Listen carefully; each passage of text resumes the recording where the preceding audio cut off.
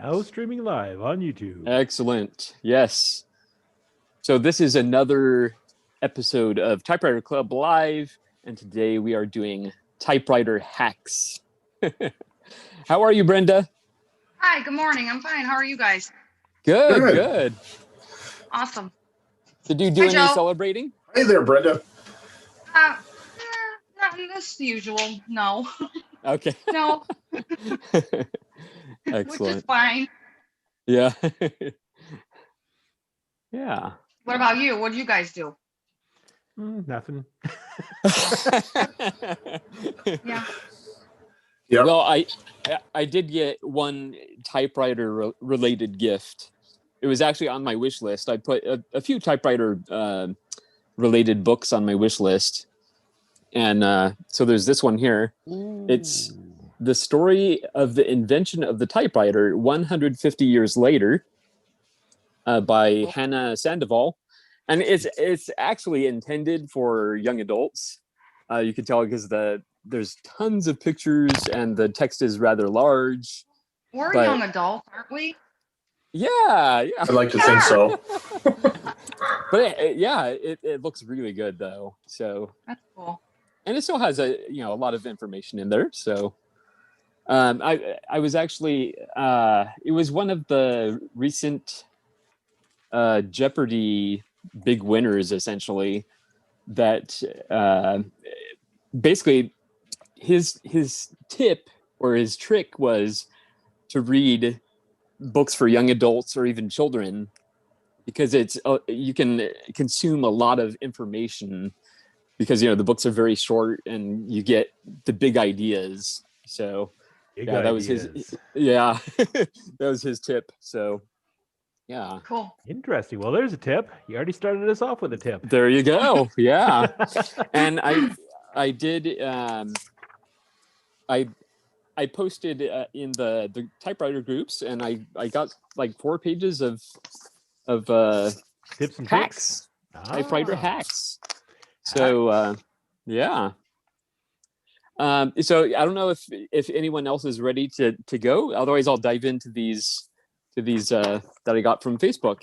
Dive. I was actually going to just briefly interrupt you. And since you talked about Christmas presents, I did get one typewriter-related Christmas present, which was this book, if I can focus on it.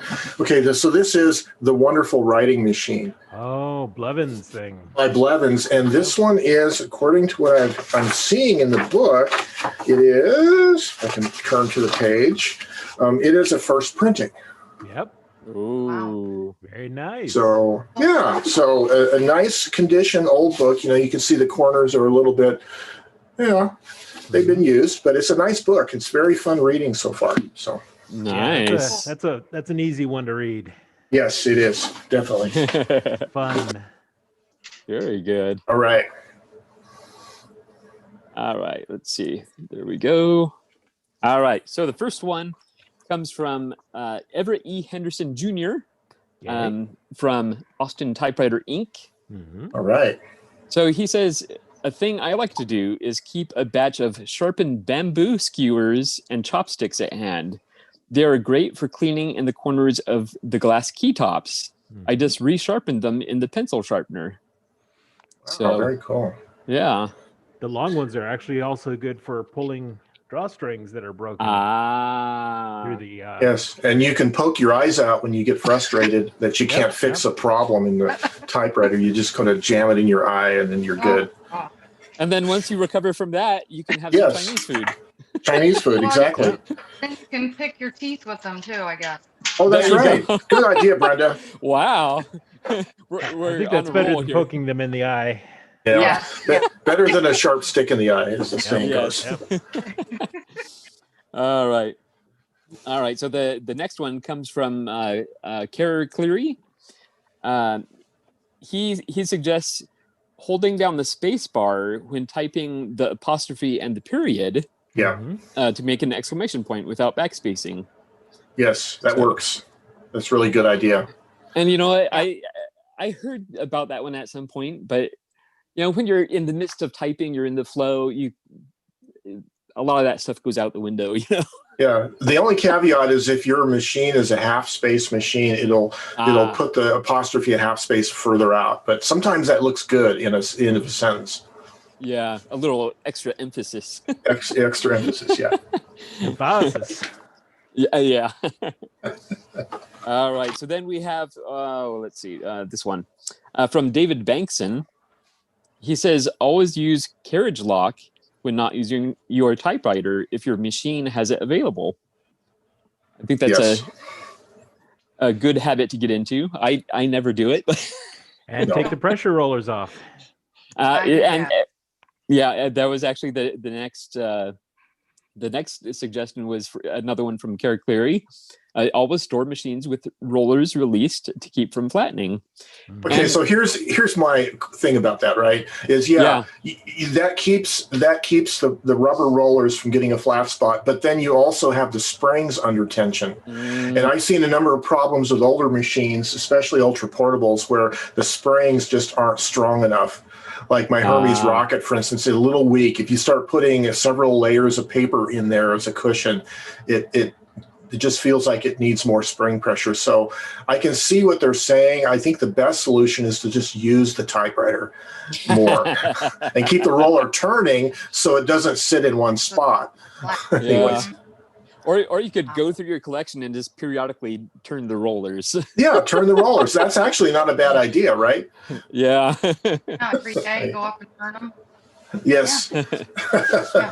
Thanks for your Christmas card, Joe. You got it here just in time. Oh, good. Thank you. Excellent. Yeah, awesome. Appreciate it. Thanks. And Also, can I just? Yeah. I'm Go sorry. ahead, Can yeah. I just say? So I worked on that Oliver 9, and Yeah. I got it. I've gotten it to do what I want it to do, but I haven't put the ribbon in yet to try it. So, but yeah, you guys were with me the whole time while I was fixing it. Fantastic. Fantastic. You bet. It's good to hear that you're making progress on it. Definitely. Yes, it's getting there. So that's Very good. Very good. Yeah. Also, as far as the rollers, there's, I guess, a handful of typewriters that have the 3-point paper bail, and you one of them is you could just pull it forwards where it's just slightly off the paper. So I guess that could help too. Yeah, that's a good solution. Yeah. Yeah. All right. Let's see what's next. Bob Marshall says he's saving his for when he's actually going to be on. So hopefully he will be joining us later. We have one. This is kind of a funny one, actually, from Monica Thomas. She says, "My desk models make really good mail sorters." And on a related note, I do. I always keep my Olympia SF on my desk, and because it doesn't have a case, and so I use it to prop up postcards, including ones I've received from Joe. So yes, so I use it like a postcard display stand. Oh yeah. Yeah, whatever typewriter I have on my desk usually is a bigger one. It ends up with a pile of stuff on top of it. Yeah. Bad. All right, then we have Rob Manning. He says, if buying a machine with weird, hard-to-set tabs like Hermes or Miracle tabs, don't clear the tabs while negotiating the final price. Oh, yes. That's a great point. Don't show them the little man behind the curtain yet. That has to stay magic. It has to be magic. After you've made the deal, you can show them and say, yeah, you just had to do this, but it's a done deal. So it's a done bye. Deal. I wouldn't even show them at all. I would just leave. That would be cool. That makes them feel bad. Don't be mean. No, I was kidding. All right, then we have Michael Jensen. He says toothbrushes, alcohol pads, long Q-tips, a 1 milliliter syringe with needles, and 1 milliliter syringe tops.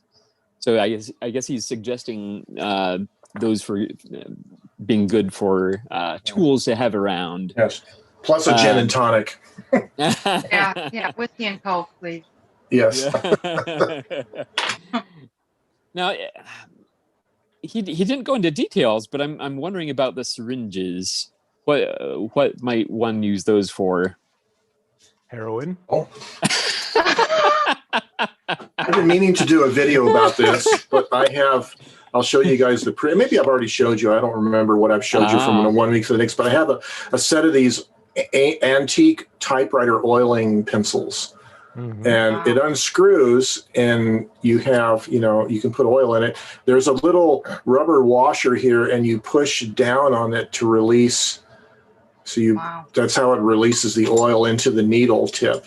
And it's not really a needle tip. It's fairly large, right? A little, maybe a millimeter or something like that. But you basically can just squeeze it like that and release the oil. So I have like 3 of these. Anyways, little typewriter oilers. Yeah. I think the syringes, though, I think if you put alcohol in the syringes and you're trying to drip that on certain parts, you have more control, so it doesn't get on your typewriter maybe or something. Yeah. No? Very good. Yeah. There's also syringes you can buy pretty easily for fountain pens. I'm trying to reach one right now. Yeah. So these would probably work for oilers also. Mm-hmm. And you just, pull off the tip there and clean it. But yeah, and I think it depends on the kind of oil, right? Sometimes these synthetic rubber syringe plungers can get, sometimes the oil can attack. It depends on if it's synthetic oil or not. But yeah, those are pretty good for putting oil into critical places. Okay. Excellent. Let's see who's here. Who is here? Looks like we have David watching and someone connecting. Bill. And, oh yes, Bill. And then it looks like Dado is joining us. Oh yeah. Dado, the haberdasher. Yay. It's been a little while, so. Yes. Yeah. Dado. I'm going to step out just a minute to get some tools. I'll be back. So you guys talk. Blah, blah, blah, blah, blah. How are you, Dado? Oh, he's stepping away. He's getting up. Oh, he's taking us with him. He's taking us with him. He's going on a trip. Yeah. Down we like these road trips. Into the darkness. Into the light. We still can't hear him though. No. He needs to turn the mute off. Nope, he's not muted. Okay. He's just being quiet today. Oh, we should have been able to hear him traversing the house. I know, huh? There's Bill.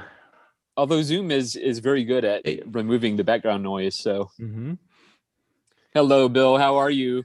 I'm good. How's everybody else? We're very good. Very good. Did you have a Merry Christmas?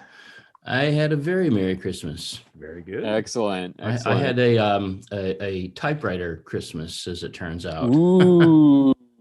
I hope you have something to show us. I do. Yeah. Excellent. Excellent. Oh, right away? Sure. No. Do it 32 minutes from now. Okay. I thought these things were all like scheduled out, Oh no. It's such a slick production. Oh, thank you. So the Christmas kicked off for me. My wife got me a copy of Tom Hanks' Uncommon Type, and nice. she bought this just used at we have a huge bookstore out here called Powell's Books. Mm-hmm. Yes, know it well. So I was opening it up, and then I'm like, oh, it looks like it's signed. Oh, wow.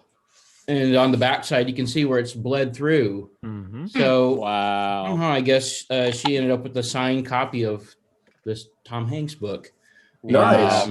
So she was like really tickled because she didn't know that when she bought it. It was like the used book, section. So that was a nice surprise.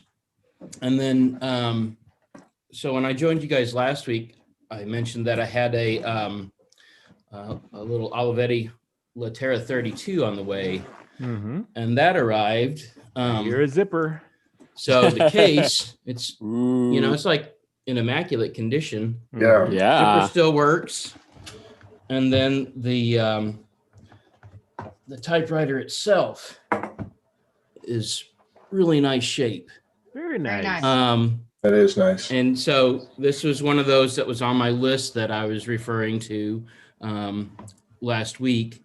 And so that ended up being a really nice surprise. Now, this typewriter would be a testament to the fact that if you like to use them, you shouldn't leave them sitting out uncovered, because the person who owned this before me, really nice guy, apparently he purchased the machine more as a object of art. He has, I guess, a number of items in his home that are known as icons of design, and so this little Latera 32 is one of those. He had actually visited the designer's studio over in Italy at one point, and so pretty interesting, for someone that's not actually into typewriters themselves.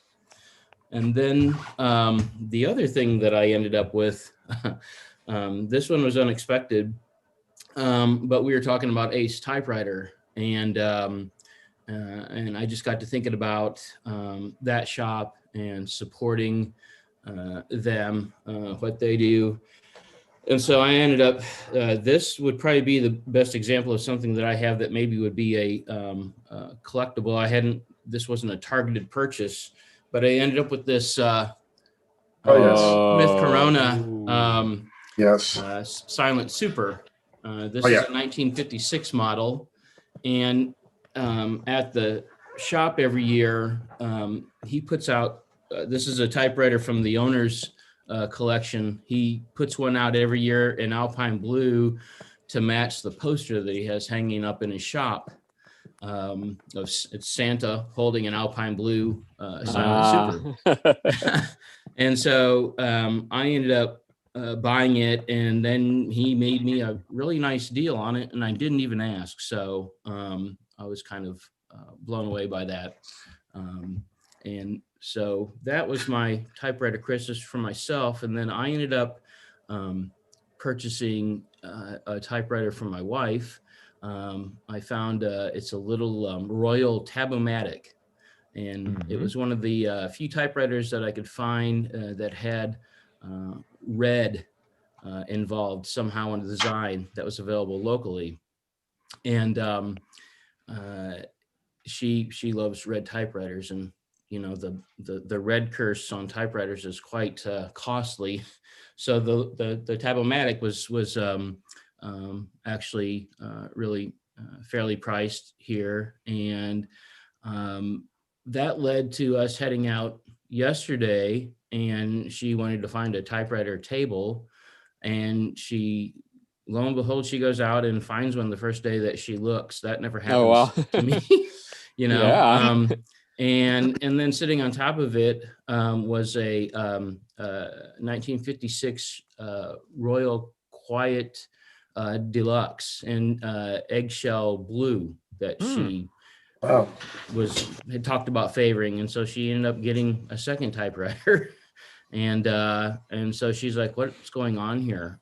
And don't look at me. I didn't force you into this, but I think after she watched California Typewriter with me, she's taken a much greater interest, and she's just seen how much enjoyment I've gotten out of the typewriters. So I ended up with, I knew I had the little Latera on the way. Everything else was kind of an unplanned surprise, and very good. I came back on this week. Excellent. Sounds like you did well. Yeah. Well, I would be spoiled to think I would have this happen on a weekly basis. But I was out looking, Ted, at your site, and noticed that there's it looks like there's a couple of different books that would cover the Silent Super And so I'm not sure which one you recommend. There's the ones you're thinking of are the floating shift, which is the one that'll cover your silent super.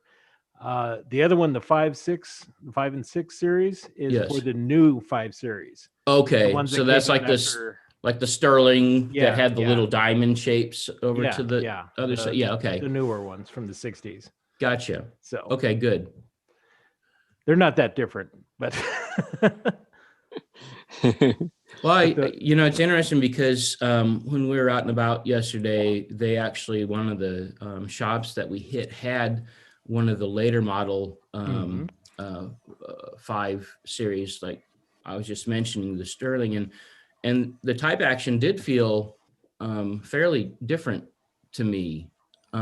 yeah, And I don't know if that's just an example to example type of thing, but it didn't feel as like as the stroke on this blue one is very compact and solid, almost like a muted or damped effect. And the newer ones are more like galaxies. They're kind of hollow and stocky. Yeah. They still type really nice. Oh yeah, they're so the same machines, just different soundproofing. Okay. Interesting. There's a lot less soundproofing in the newer ones. Yeah, this one's pretty loaded up, it looks like. So yeah, that's everything for me. All right, a lot. Very good. Yeah. Yeah. It was, like I say, it was quite the typewriter holiday. So Very good. It was a very nice surprise.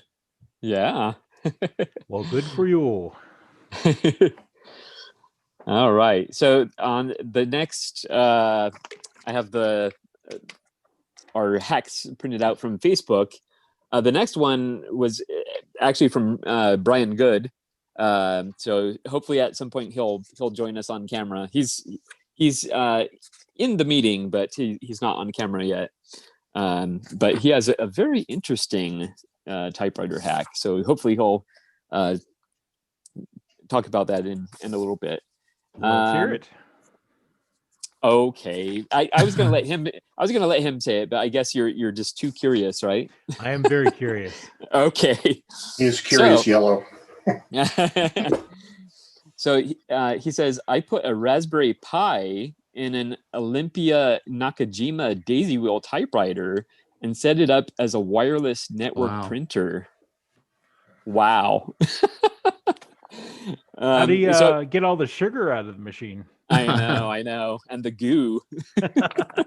I have 2 of those typewriters, in fact. 2 Nakajima, one Olympia, one Sears branded, but same deal. Well, now you have to get into Raspberry Pi computers and yeah. So hopefully he'll give us more details about that. But more details. Then we have Francois Ouillet.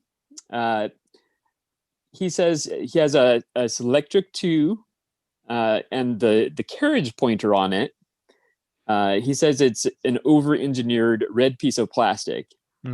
So he just took a piece of a wire and painted it. I think he painted it yellow.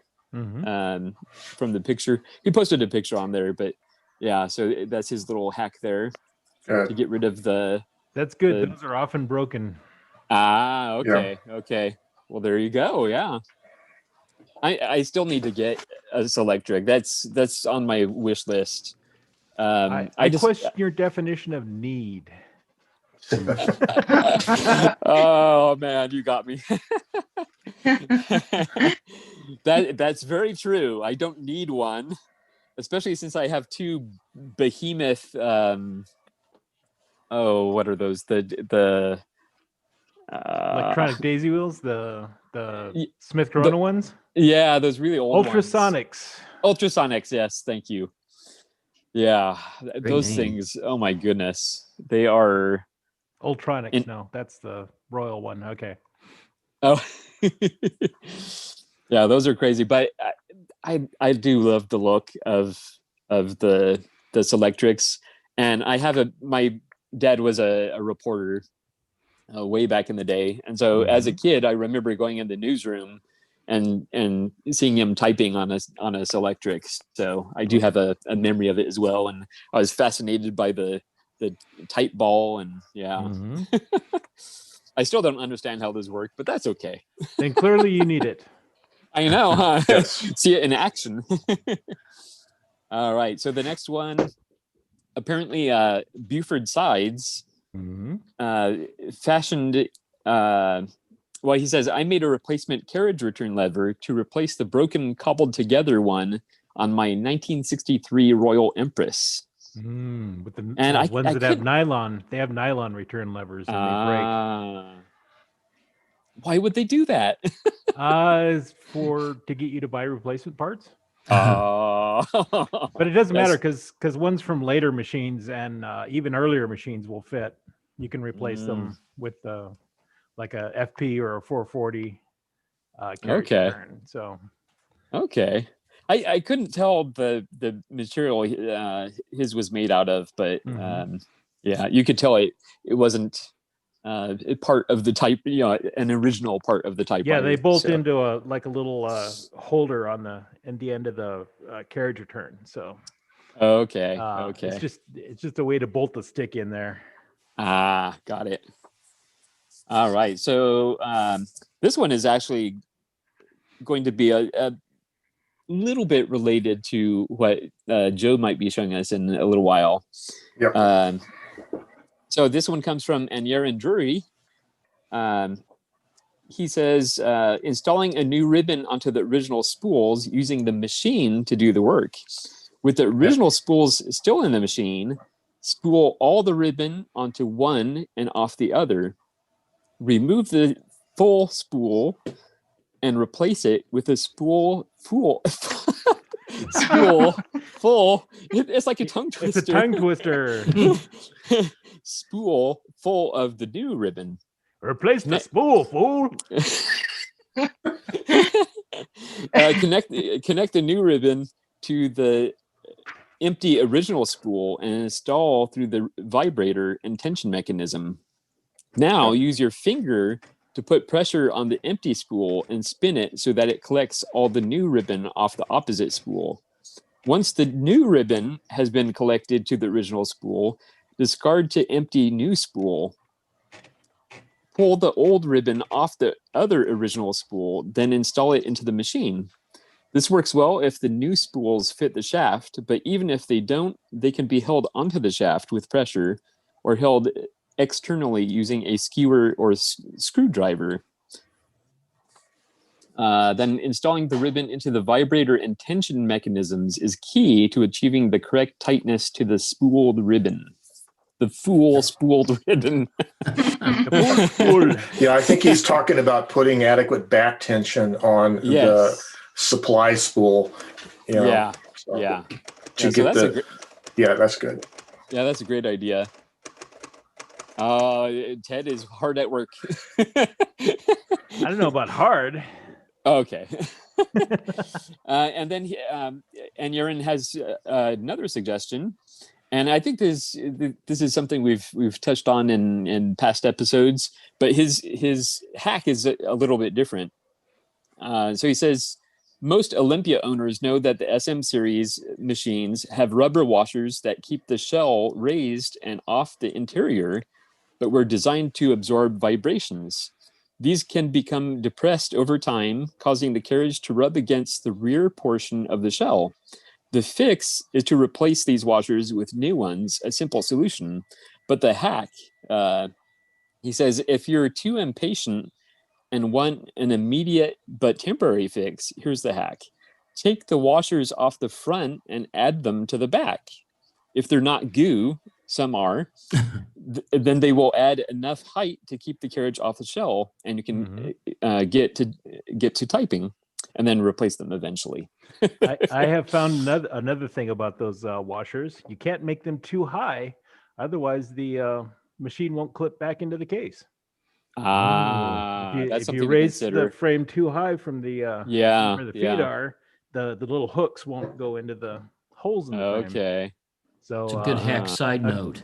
Yes. a good 1/4 inch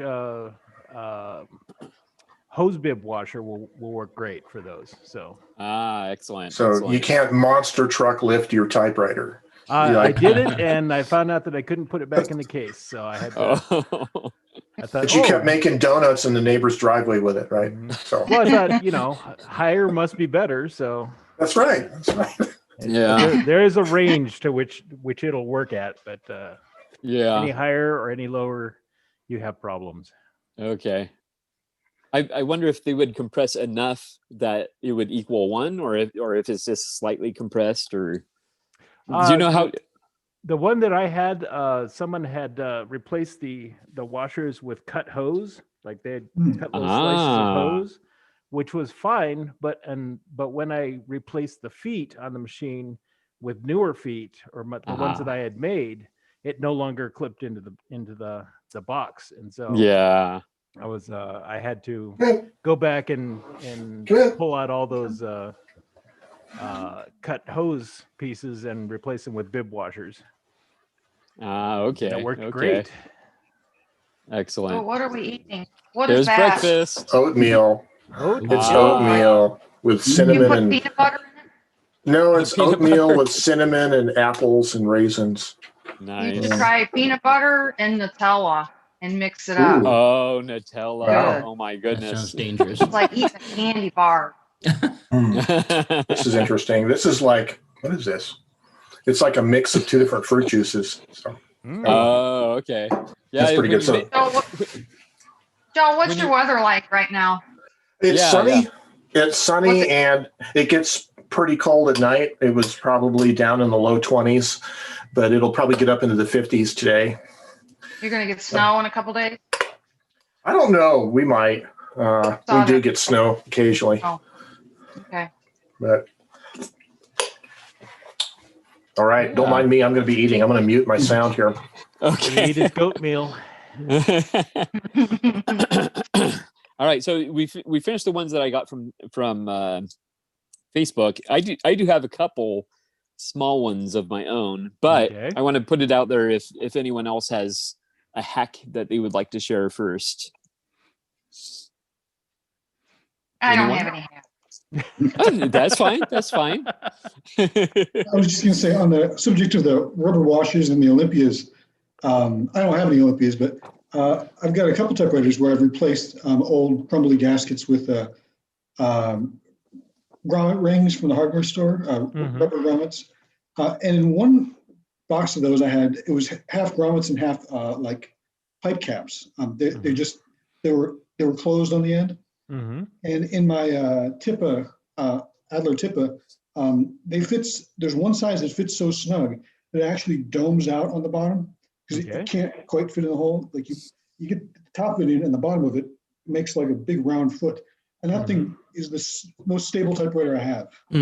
Really? Because when you lay it down, it's got like a ball foot that compresses. Mm-hmm. And it's really, really sticky to the table. Well, that's cool. And I was going to say, does it still fit in the case? Yeah, because the case just snaps on the top, so it doesn't matter if it's still sticking out the bottom. There you go. Yeah. I was just kind of luck. I tried all the different ones I had, and those worked really well.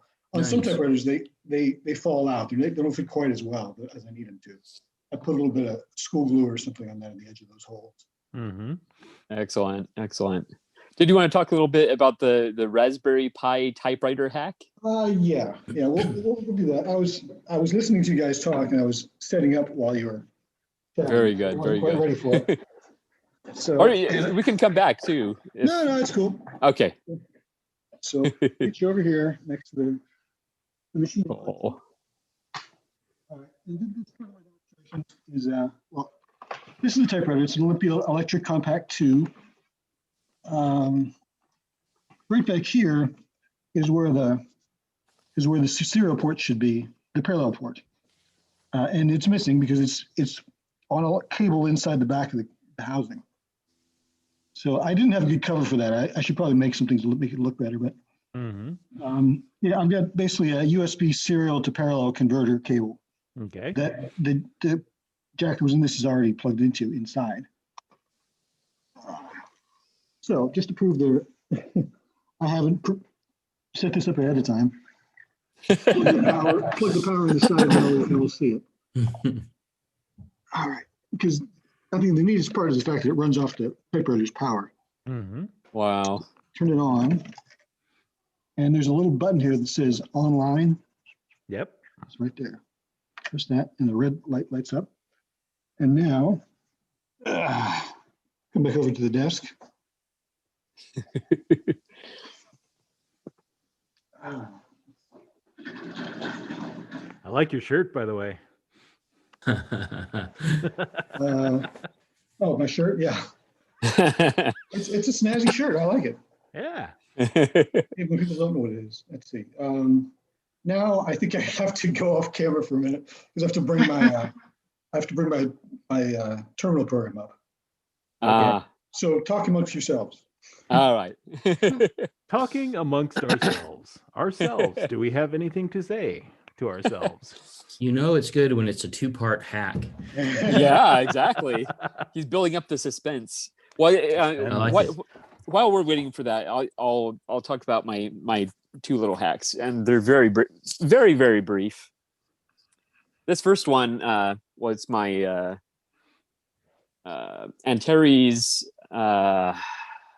Compact, I think it's called. Yeah. Okay. And so I had actually shown this before a while back, but the spring from the carriage return lever was broken. So as you can see, I rigged up a rubber band. And it works. It works. Of course, the rubber bands don't last all that long, but what happens when you need to make your margin go more towards the center? I could go a little bit. Like right now, I think I have it set at half an inch, but I could conceivably go to an inch, or I think an inch and a half would be pushing it. But I wouldn't really want to do an inch and a half anyway. So it works, but yes, it's not ideal. At that point, you'd be returning the carriage with vigor. Yes, with much vigor. And remember the game Mousetrap? Oh, yes. The Rube Goldberg kind of. Yeah. Had the rubber band in there. Yeah. I love that one. And then my second little hack is basically if you want to use typewriters with if you want to use postcards with your typewriters, get vintage postcards because they're often on lighter stock. Mm-hmm. And also, if you go back far enough, they're not even very glossy. So it'll be much easier to scroll through your typewriter. I buy these lots of vintage postcards on eBay. Mm-hmm. And then I just go through and find whatever one catches my eye and send it off to someone. So that's what I like to do. Oh, we went full screen. All right. Oh, all right. Okay. So can you see that? Can you see my little window here? Yes, we can. Okay. All right. So let's see. 192. I think it's 105. I didn't check this ahead of time. 192, 168. 105. I didn't use this for a while, and then I had to do a port scan on my network to figure out where the Raspberry Pi was. Oh. Connection refused. Gosh darn it. Are you sure it's not 0.105? No, it's probably, yeah, it could be 0. Let's see. I'll do my IP scanner with you guys because that's kind of fun. It's fun for me. It's probably not fun for you. It's all part of the hack. The problem is I've lost my Raspberry Pi, so I'm trying to find where it is on the network. Yeah. There it is. Raspberry Pi. 100. I think I must not have it locked down to a fixed port, so it's moving around. Okay. Vinyltron. Yeah. Let's see. All right, scans completed. Yeah, I know that. I've already found it. All right, so I got to close it down and do 105 and putty. This is very typewriter related stuff. You putty. There it is. Okay, so 192, 168, 100. There you go. 192. Oh, here, I'll use my Bluetooth keyboard. I feel like we're hacking into a computer. We are. Yeah.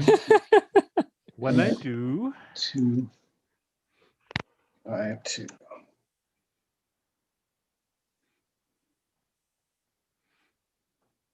Okay. Yeah, because you have a new IP address. All right, so I have to say yes, do this terribly unsecure connection. As I think I don't remember any of this. Let's see if that works. There's a great book in here somewhere about a group of typewriter hackers. You have misspelled raspberry. Oh, have I? Yeah. Oh, yes, I did. Raspberry. You have a good eye there, Ted. Thank you. I have two eyes, actually. Oh, okay. They're both good? Yeah, well, no, they're not actually. Oh. I am farsighted. I'll tell you what, let me stop screen sharing it. I'll figure this out and I'll call you when I have it done.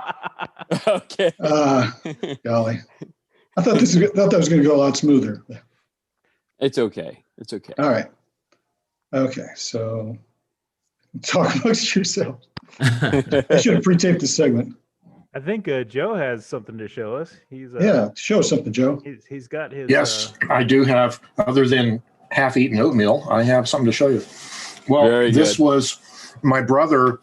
My two brothers live at our old family house, and this was a postcard. Gregory is talking about postcards. This is a 3D postcard from 1971. Nice. It's Apollo, and my stepmom was staying out in California for a few months with her sister, and so she wrote me a letter, a little card back then. So that's kind of cool. That's awesome. Yeah. Lenticular. Yep. Okay, I guess if you guys are ready for this, I'll show you this little thing here. Yeah. Okay, so let me focus the camera and turn on a little light here. Let's see, that might help. I don't know. So, this is not an original idea, and most every professional typewriter shop has a way to rewind ribbons. And the way I design things is I typically will just cobble them together from whatever I find. And so this was just a piece of pine, a piece of wood with some angle brackets. And so I had to figure out a way to lock the spools onto a shaft. And I'm using these, I think they're 1024, maybe 1032 machine screws. And all I'm using is some lock washers and lock nuts. But I had some of these weird brackets that came with an audio amplifier. There's like mounting brackets and stuff. And so I just decided to use those because some typewriter spools have a bigger sized hole in the middle than a standard washer would cover. So this is just, scrap metal, that scrap pieces. But when you put this together, you have to make sure you pinch the spool tightly with a wrench. And it turns out that the Dremel Moto Tool chuck key works great. Oh, wow. So I'm going to have to get me a couple extras. Otherwise, I'm using it's a 3/8 size. But you basically want to lock down the spool. And there's a couple lock washers in there, as you might be able to see. And the idea is the spool is tight on the bolt, but the bolt has a little gap back here. And it can freely run on the hole of the angle bracket. See, there's a little gap there. And both of them are the same way. And then I made this little piece of wood that just has another bracket, and it has a little pin. So they basically just get your two axles set up into this hole like that, into the holes. And then there's a hole down here at the bottom. If I focus the camera, maybe you can see it and turn down the exposure slightly. Oh, there you go. And so that basically goes in there like that. So then you can wind this thing by hand. Open up the aperture. You can wind it by hand if you want to, and provide yourself some back tension. And it works okay. And you can spin the shaft by hand like that. Get a little more serious about it, and you can chuck in a powered screwdriver, a cordless screwdriver. Oh, wow. Very nice. Wow.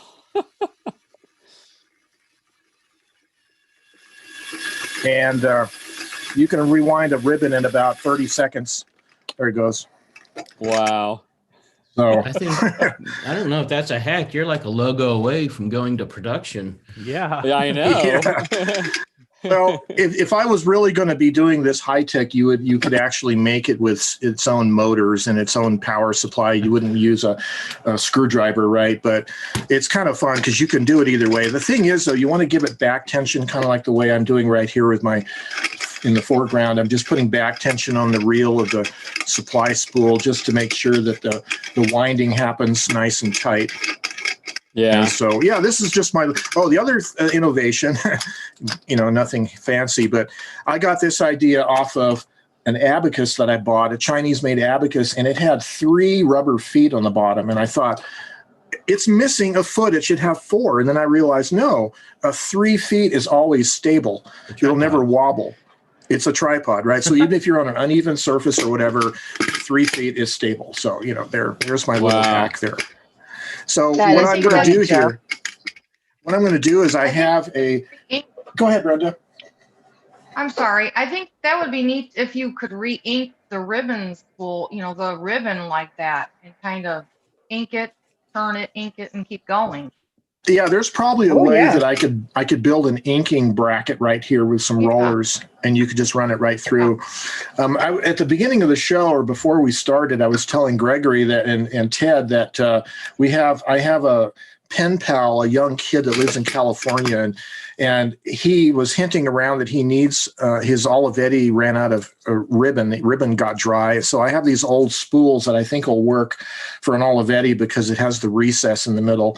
And so I'm going to spool some of the this is the ribbons that I like to buy on Amazon. These are the DIN sized spools that are really nicely inked, and they're less than $1 per ribbon. And so I'm going to probably sit here and just re-ink this ribbon and wind it on here, and then I'll install some eyelets. All right, I have a little eyelet kit here. So I'm going to just sit here and do this. I'll just mute my microphone. And by the way, what I do for eyelets is I usually use to punch the hole in the ribbon, I just use a pick like that. And I just punch it up to the hilt here so the hole is big enough for the eyelet, the center of the eyelet. That's just my little way of doing it.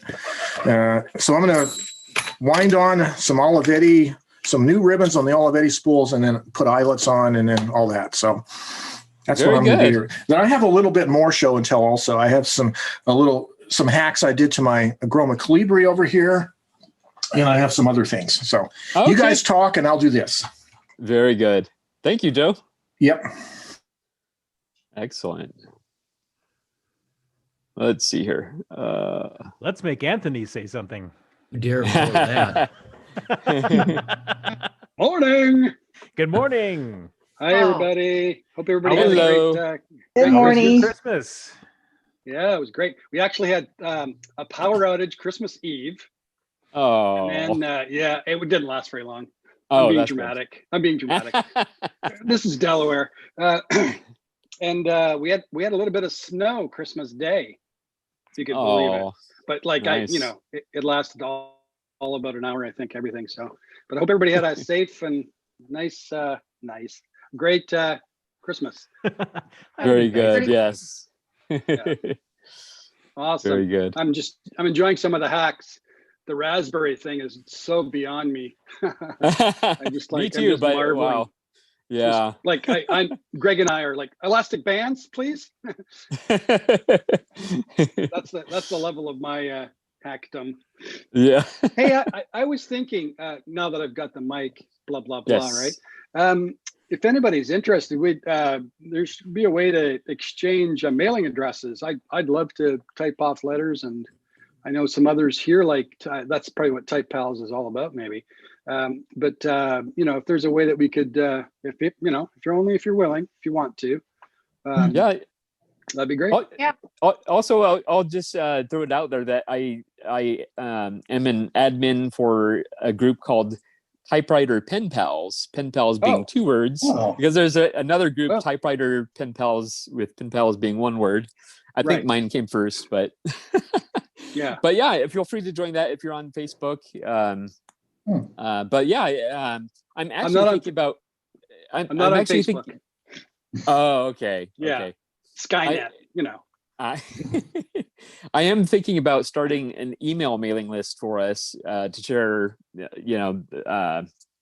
upcoming episodes and highlights of past episodes, and maybe in part of that we can do sort of an address exchange for those that are willing. So all right. Yeah. I'm going to put mine in the chat if anybody's interested.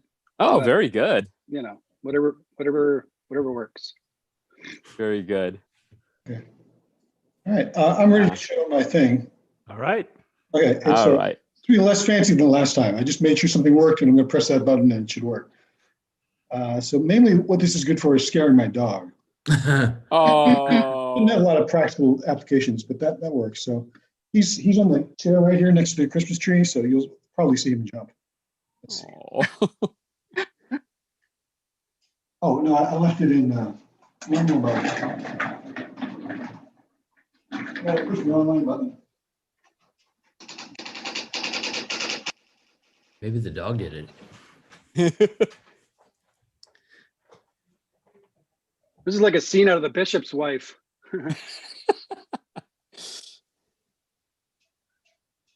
Ta-da! Wow. Yeah, I misspelled it too, but I got it to work.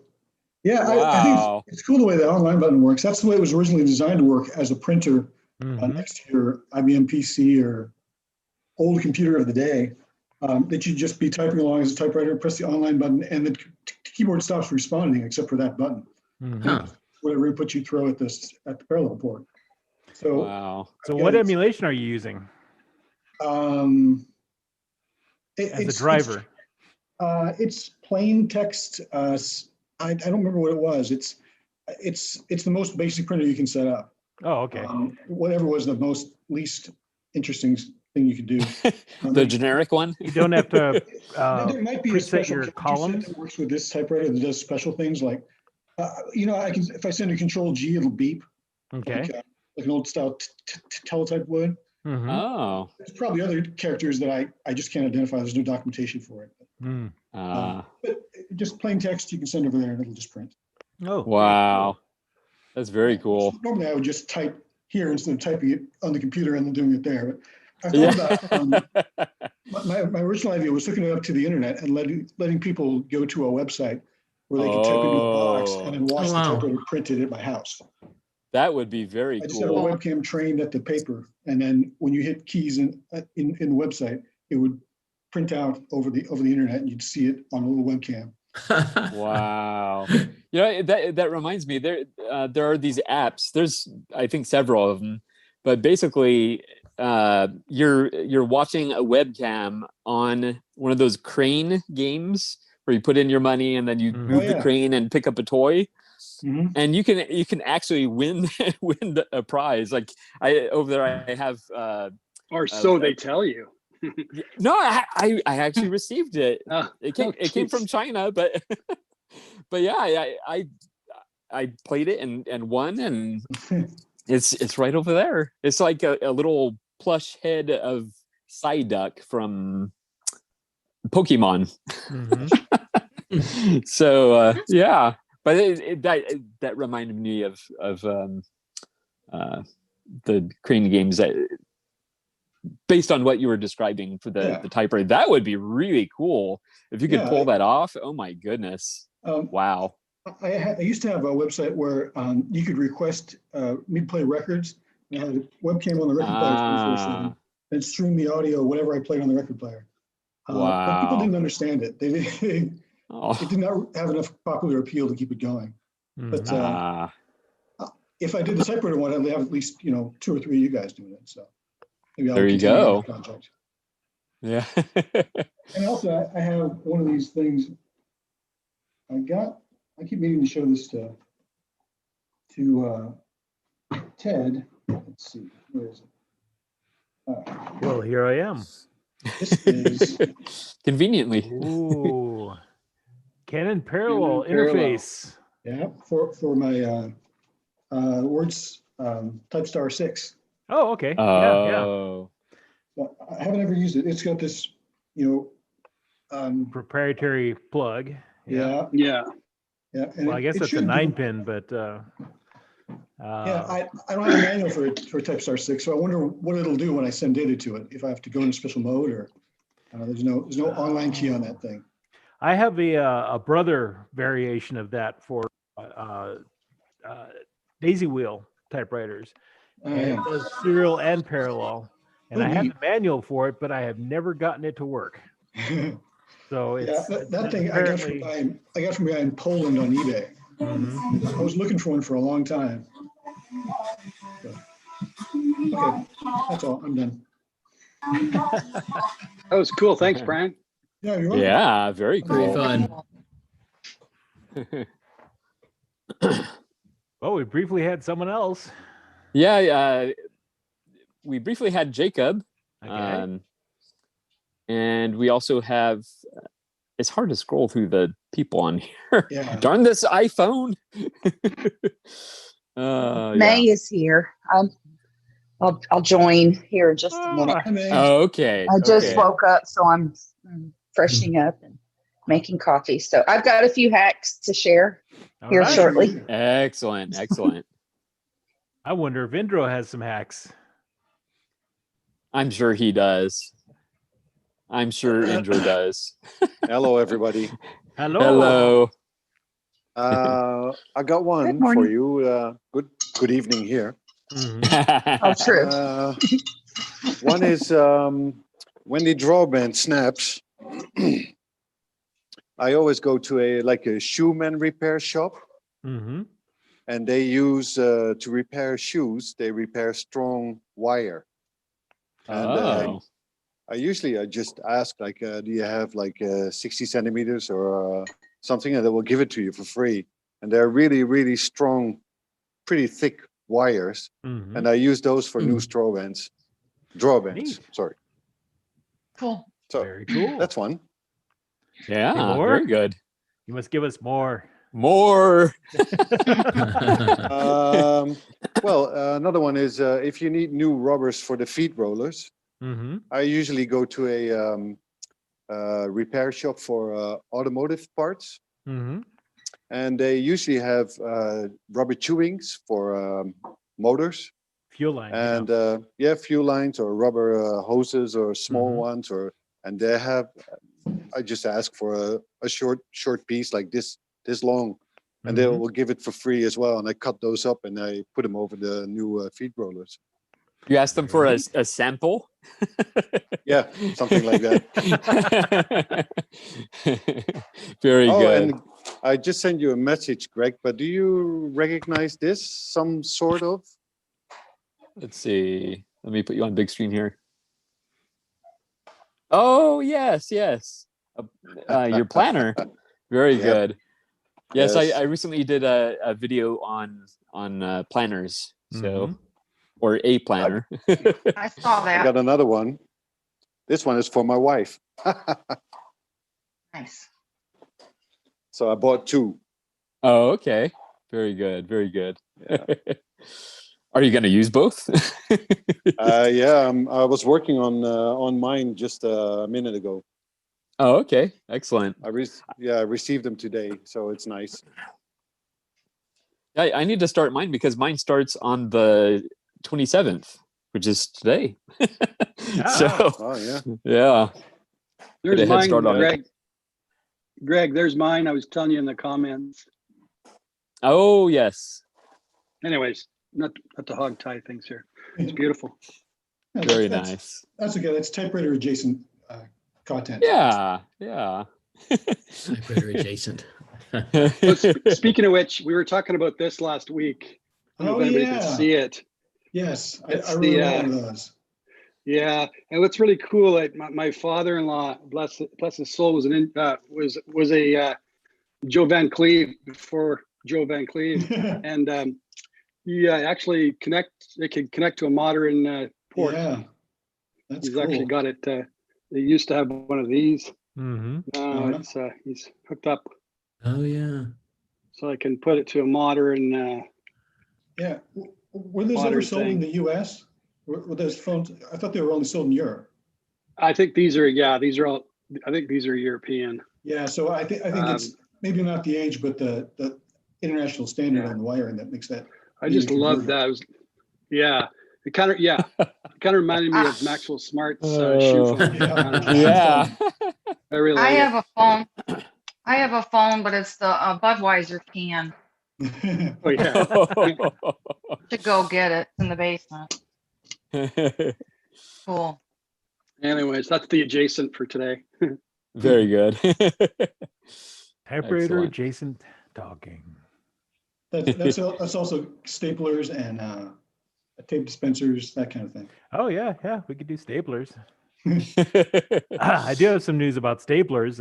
If you're into Ace brand staplers, the book for the Ace brand staplers from American Stationer is going very well. It's up to over 200 pages now, I think. For he has this, found out lots and lots of stuff, and wow, there are now, I think, 6 Ace staplers that now are known to have date codes, so you can tell exactly what date they were made on.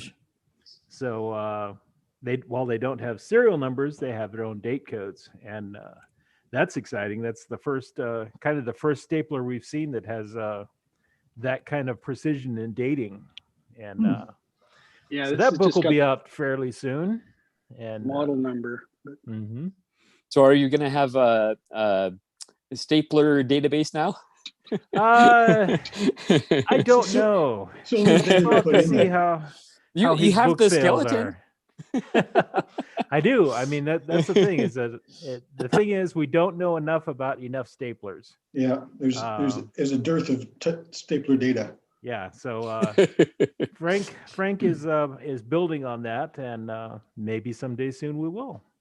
Interesting. But, he has, every time he digs into a certain brand of staplers, he finds out so much, because nobody has really done that before, has really paid attention to the stapler collecting thing, or their history. Even the companies themselves don't even know their own history. So interesting. It's another exciting thing happening if you're into staplers. Sure. I enjoy a good saddle stapler, the kind for stapling booklets.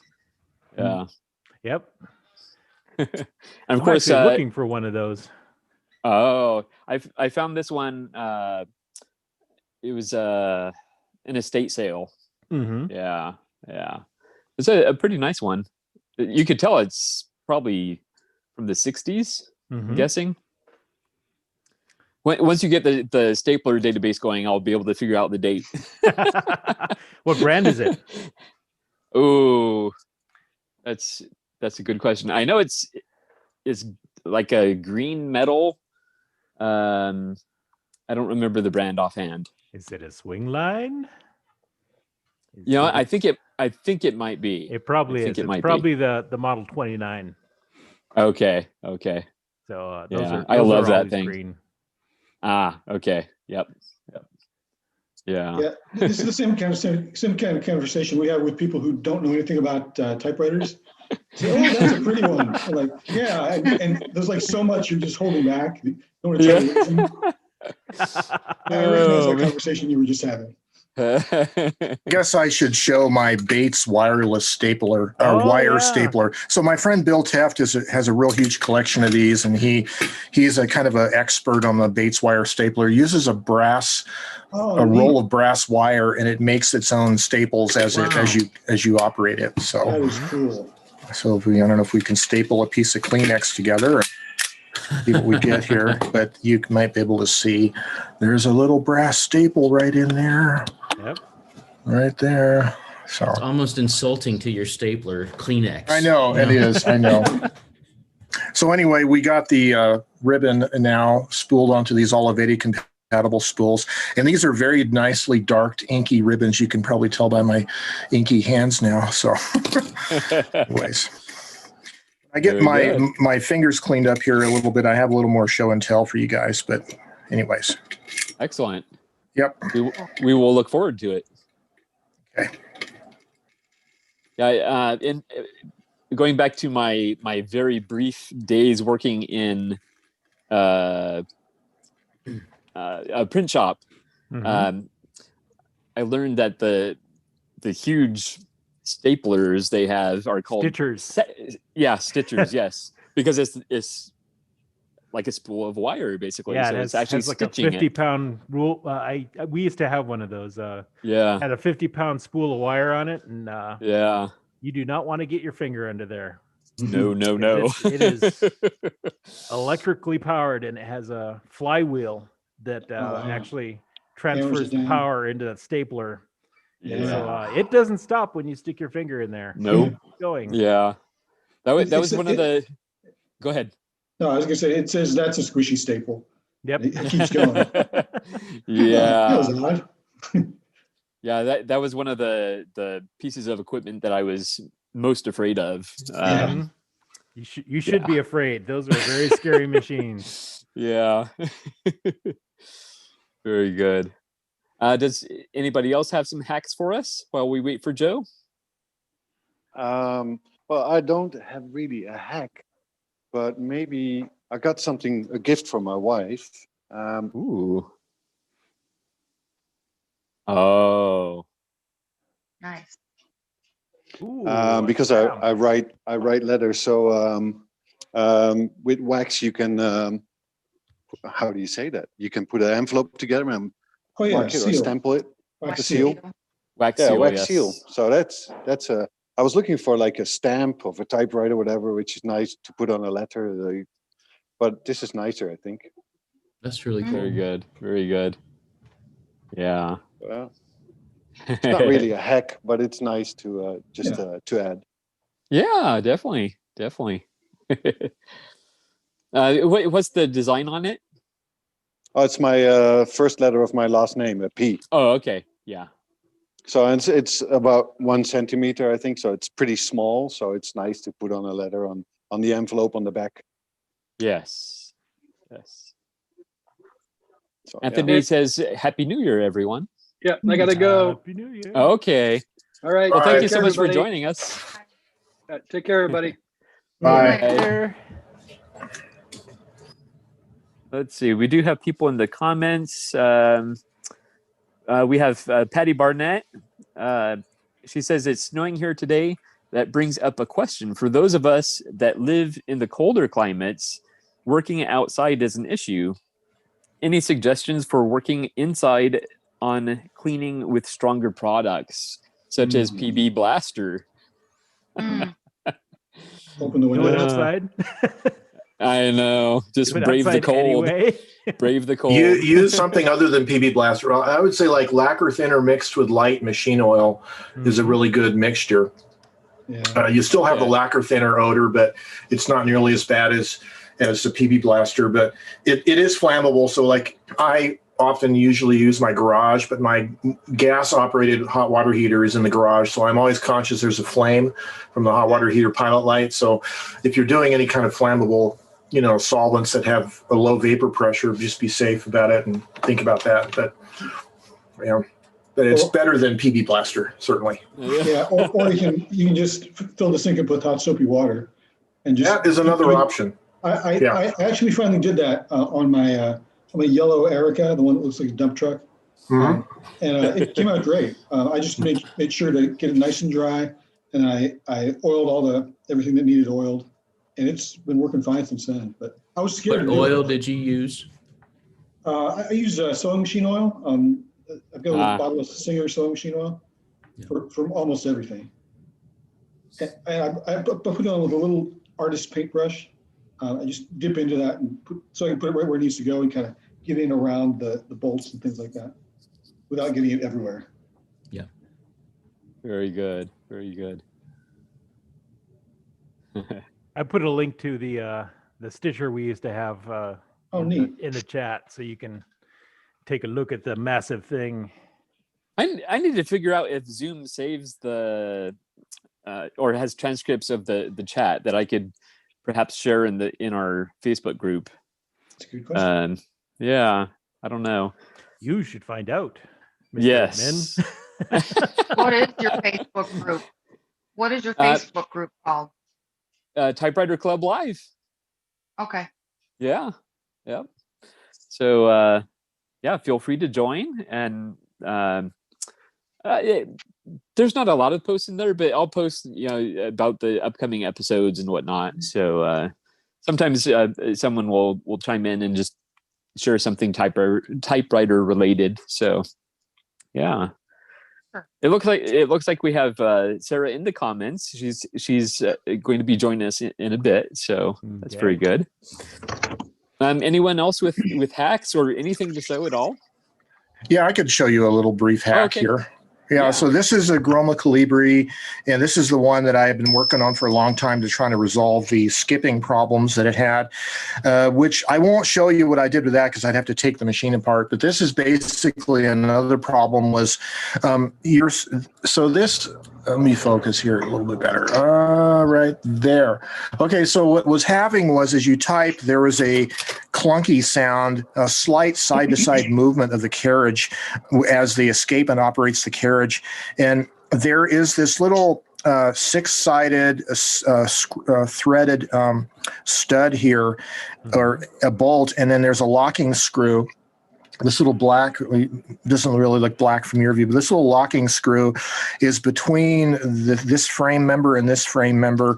And you're supposed to be able to loosen this locking screw and then operate this stud, which basically operates how much clearance there is as the carriage shift moves up and down. And there was a little bit too much play in here, so the carriage is kind of clunking, making a clunking sound side to side. Well, as it turns out, I didn't have a metric open-end wrench that was small enough to fit in this little gap to get this nut loose, and there's hardly any room to actually operate the nut, even if you could get it in there. I even ground down one of my wrenches to try to make it work, and I just couldn't loosen it. So my Joe Van Cleve way of doing things was I had a piece of brass, a thin brass sheet that I bent into an angle here, and it actually acts as a shim. So it fills up that extra gap right here. And then I'm using ProGaff gaffer's tape to actually attach it to the rail area. And then I did the same on the opposite side of the carriage. So there's also the same setup is right here, a little piece of brass that's folded over. And you might be able to tell that the way the carriage moves, it kind of moves in a diagonal backwards and up. And so this little piece of brass has to be cut at an angle so that it follows. So basically the tip of this metal stud is riding on the brass. So as you type, it takes up that side to side movement and you don't get that clunking sound. So that's kind of the typical, I'm sorry? How did you do that? How did you the brass? So this is a real thin sheet brass that is very thin and flexible, like paper thin. And I just had to cut it at a certain shape and then bend it and stick it in that little gap in there and then fold it over and then tape the other end of the brass down to the frame down here. So, and I just had to work with, I had to cut a couple different tries to get it the right shape.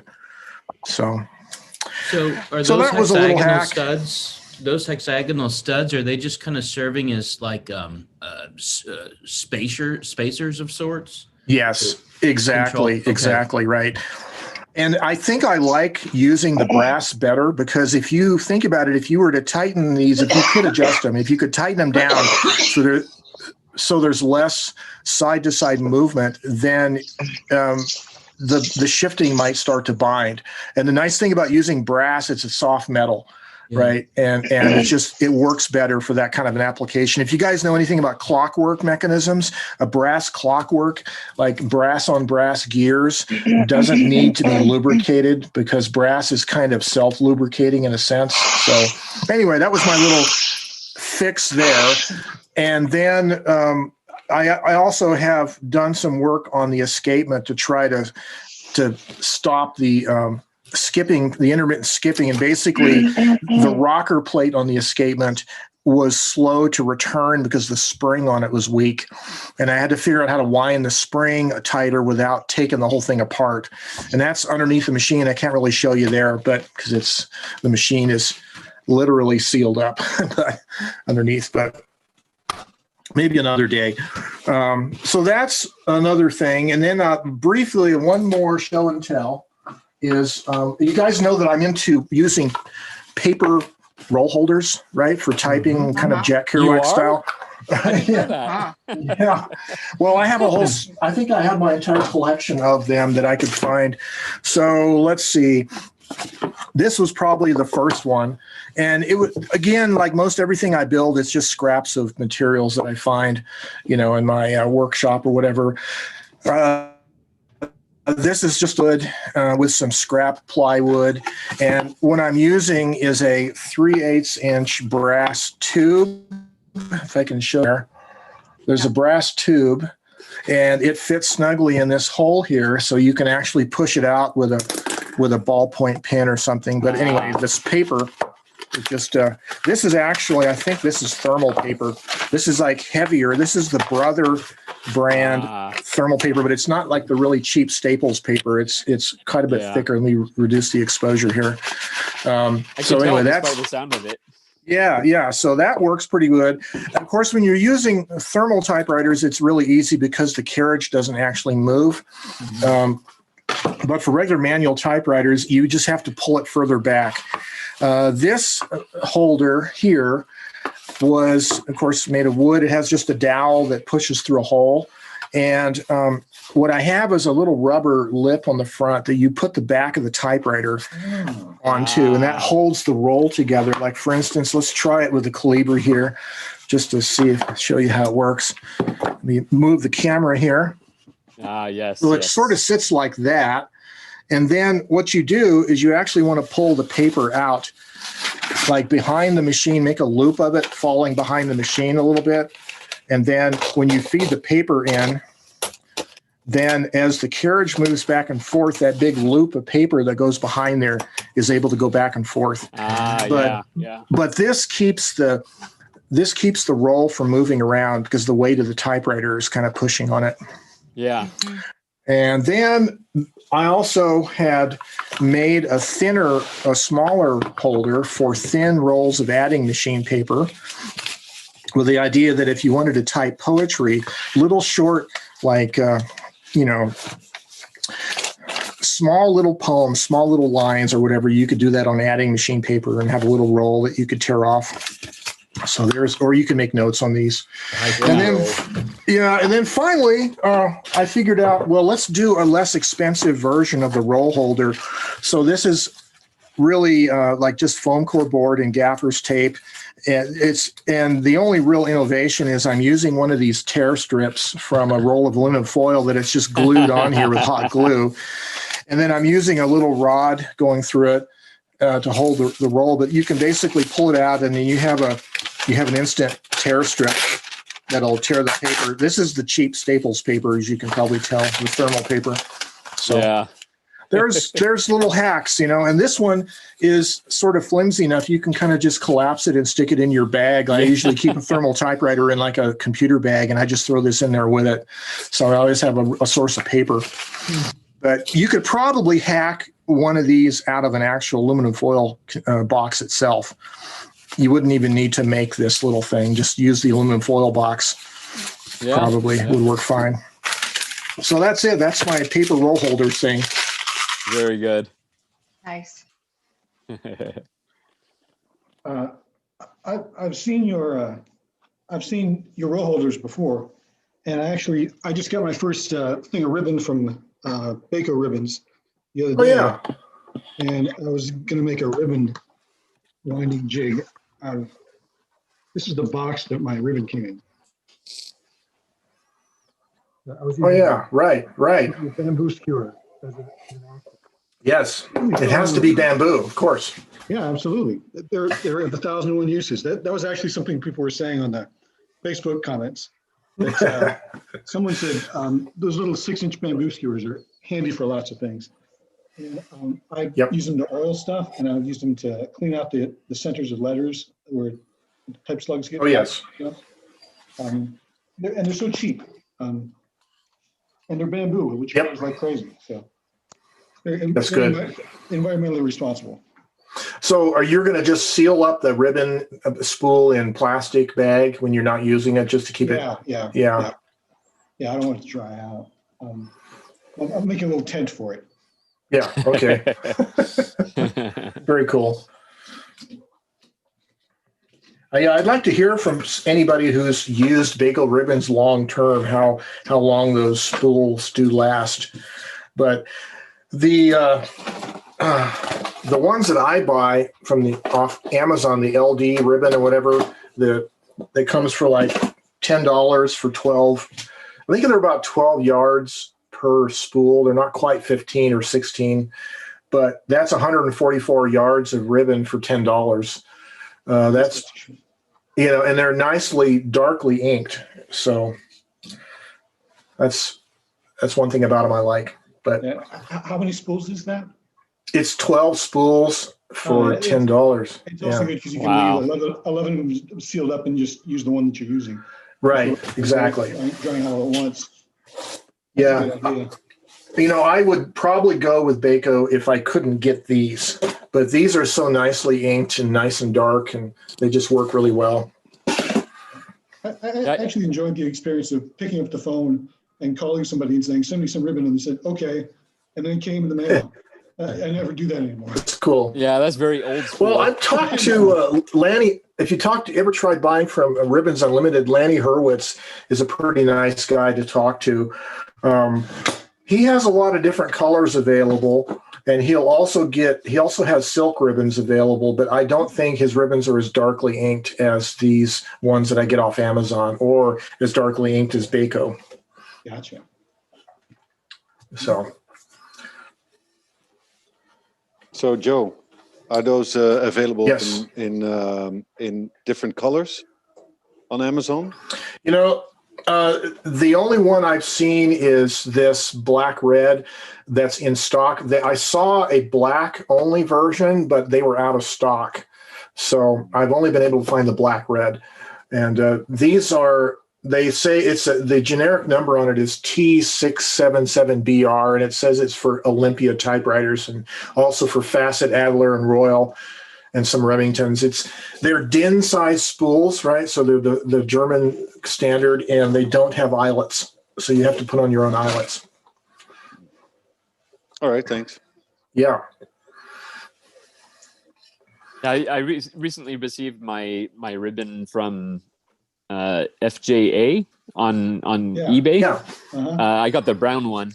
I'm still deciding what typewriter to put it in because I want to put it in a typewriter that doesn't have a bichrome setting, right? Because this is a solid color. But also I want it to be a typewriter that I'm going to want to use frequently because I love the idea of brown ink. In fact, I'm very excitedly using a fountain pen that I have loaded up with brown ink. There's just something about brown ink. It makes me think vintage and aged and there you go. This is Copper Noir. Copper Noir from Diamine fountain pen ink. That's a lovely color. I've been using also a copper colored fountain pen ink. Nice. I have a brown ribbon from maybe Ribbons Unlimited. Was never happy with it. It wasn't very dark, so I'd be curious to know how yours is, because I do like the look of brown ink. Yeah. I've got brown ribbon on a machine, but I don't remember which one.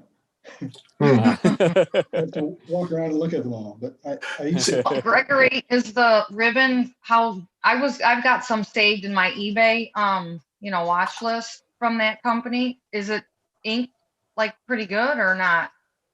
I haven't used it, but I think that's the company I ordered from last time, and they are super inky.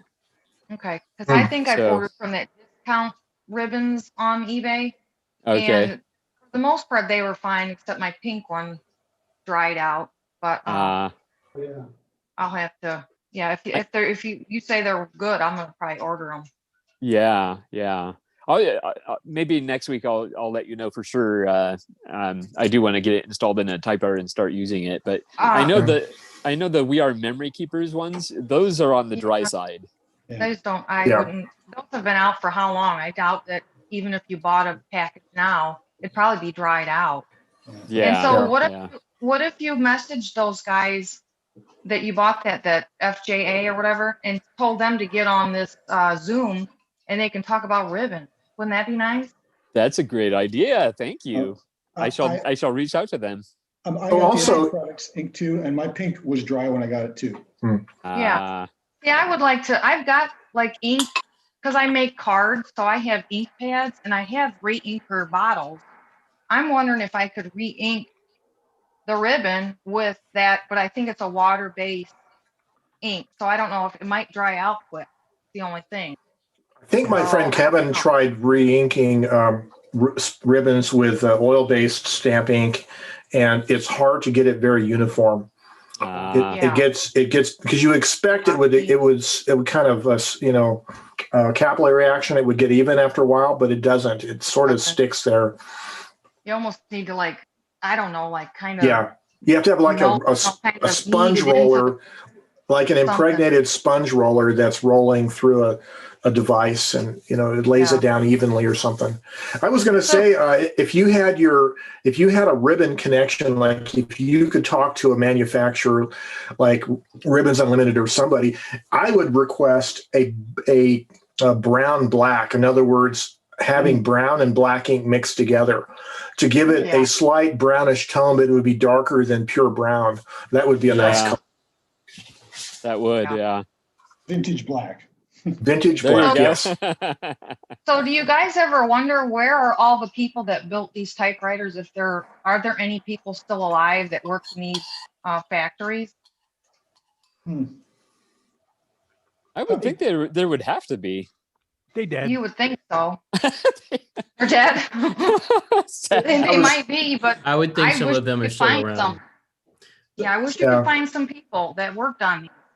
Sometimes I've taken something apart and looked inside and said, who designed this?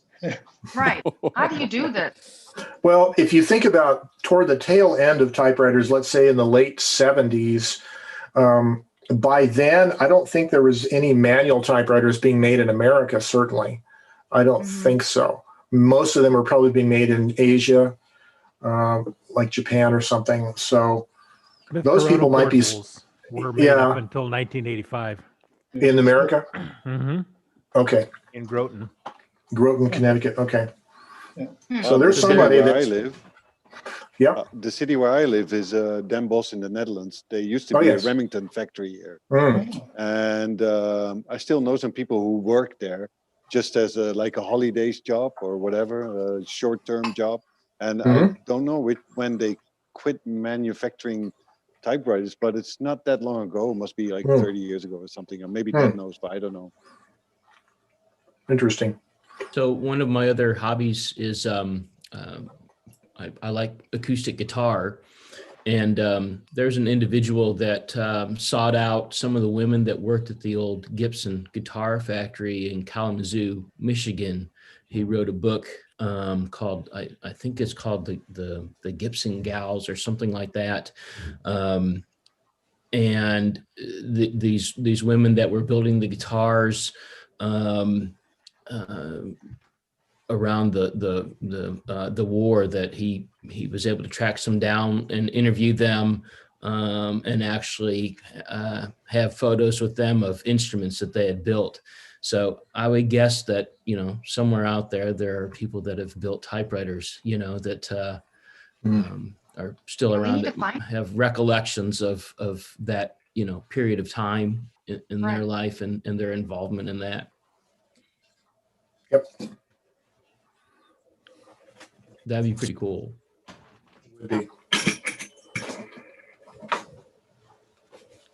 So we need to task Gregory with finding all these people and putting them on. I know. Right.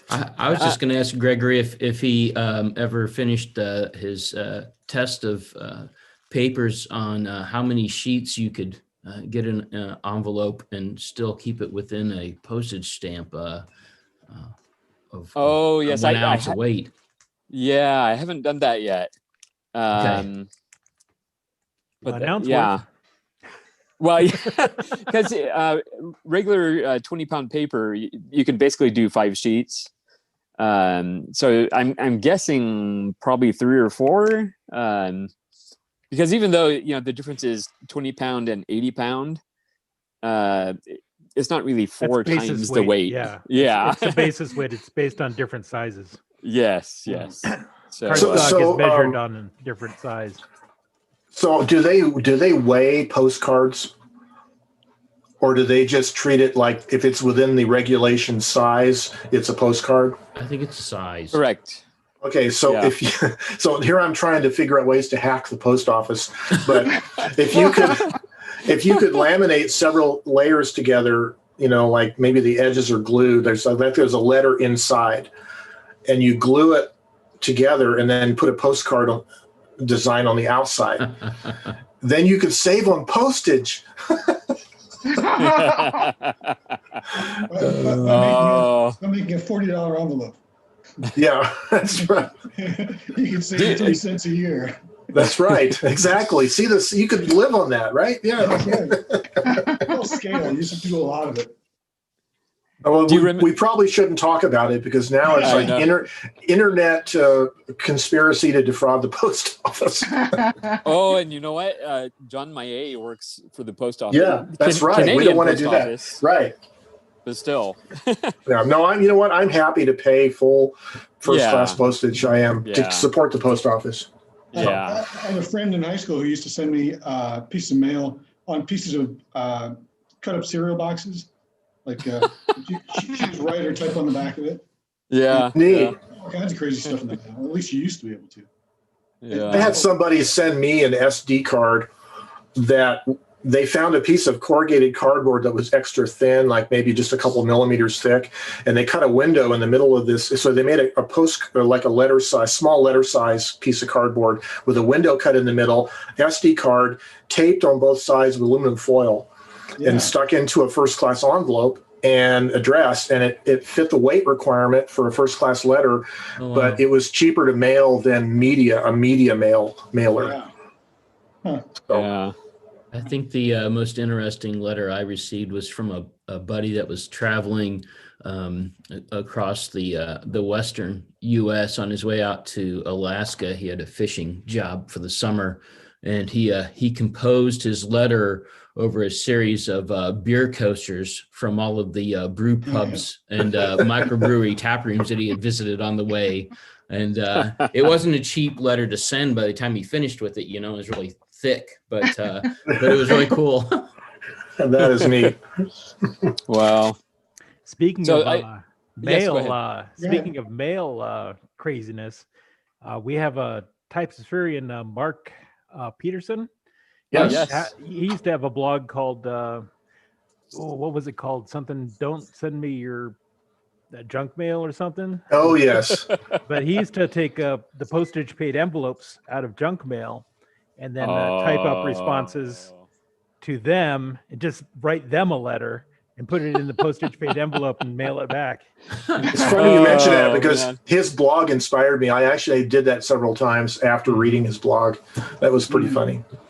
And the post office will charge the company whatever weight you've put on it. Oh. So you can tape the put paid envelope 10 on pages in there. Yeah, you can that 80-pound paper. You can tape it to a brick and send a brick through the mail, and they'll pay for it. Oh man! Send like eight pages of your personal poetry. Mm-hmm. That's right. A personal diatribe against corporate America. That's what he used to do. Is he would. This envelope kills fastest. Yeah, that's right. So we have Christopher McKellar in the comments. He says, in touristy places in southern Utah, you can buy postcards that are thin sheets of wood. Interesting. Oh, yes. Do that. Yep. Yeah, because they have a thickness limit. If you check their guidelines, and as long as it falls under that and is postcard size, I think they have to treat it as a postcard. I wonder if you could send a really thin sheet of brass or spring steel or something, and just type impressions on it. That Oh, that would be might good. destroy their machinery. Yeah, I don't know. They'd I hand mean, sort it. yeah, you'd find out. Yeah, that's true. The post Probably office send doesn't it to have yourself in sorting town machines so you can anymore, find it. so Oh yeah, huh? thanks What's thanks that? They to got rid of them. thanks to Louis DeVos or DeVry, something Yeah. like Oh that. yeah. DeLove. So I did end up I went over and grabbed the brown ink ribbon Brown. Oh, and Yeah. opened it up. So we're gonna do a finger test. I know it's not Okay. scientific, but we're gonna do a That's finger the way, test though. and Yeah. check it. Ooh, that doesn't bode well. yeah. Is it good or not? Let me get to a different part of the Uh-oh. ribbon. Are your fingers pica or elite? Ooh. I have to say it's not seeming very inky. Yeah. I'm Unfortunately. I'm putting my finger on there a lot, and it's Yeah. just, it's just barely on there. Yeah. That does not bode well. But this is the company that their black and red is like super inky. Hmm. So I don't know. They probably have a different Hmm. process, a different machine for that. Yeah. So maybe don't get this brand. And also you should probably put it in a machine and try it because Well, right. yeah. the finger test Might isn't work. exactly One finger test on scientific. one spool of ribbon is Exactly. not a large sample. Yeah. Yeah. But I know with the black and red, you barely touch that and you are inked. Yeah, that's the way these Amazon ribbons are. They're super inky and Yeah. they're really nice. But I will give it a legitimate test Okay. though, before complaining. Yes.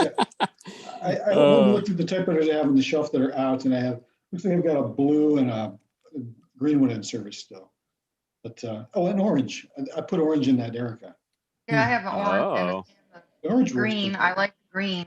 I Yeah. need a blue.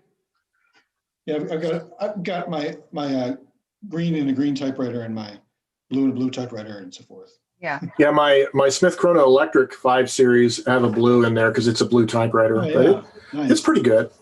But I was using a backing sheet of Good. 32-pound of Southworth, and it actually darkens it up considerably with a backing sheet. So Nice. that helps. Oh, nice. Yeah. Very nice. Yeah, I'm gonna try. I saw your video, Joe, on the backing sheet, and I have Yeah. a Remington office writer, and that's the one that pokes holes Do you not- in with all the circle, you Yeah. know, Yeah. circle. So I'm gonna try that and see. Yeah. Hope it'll work.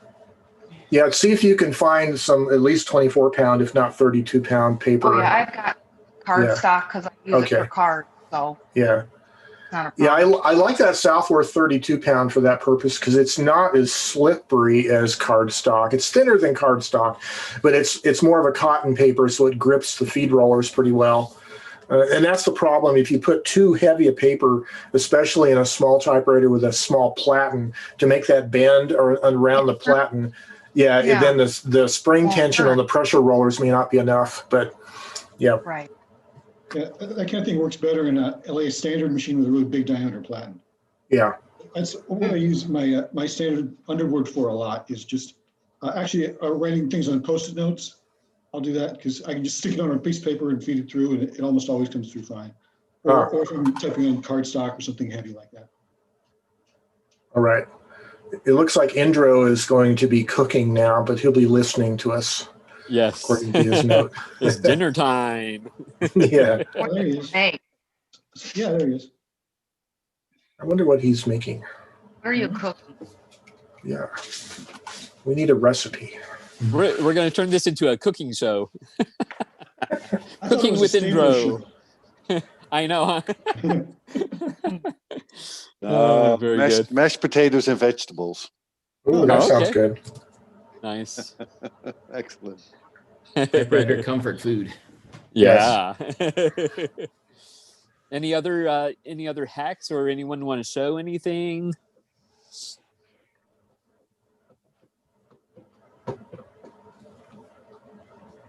Not yet.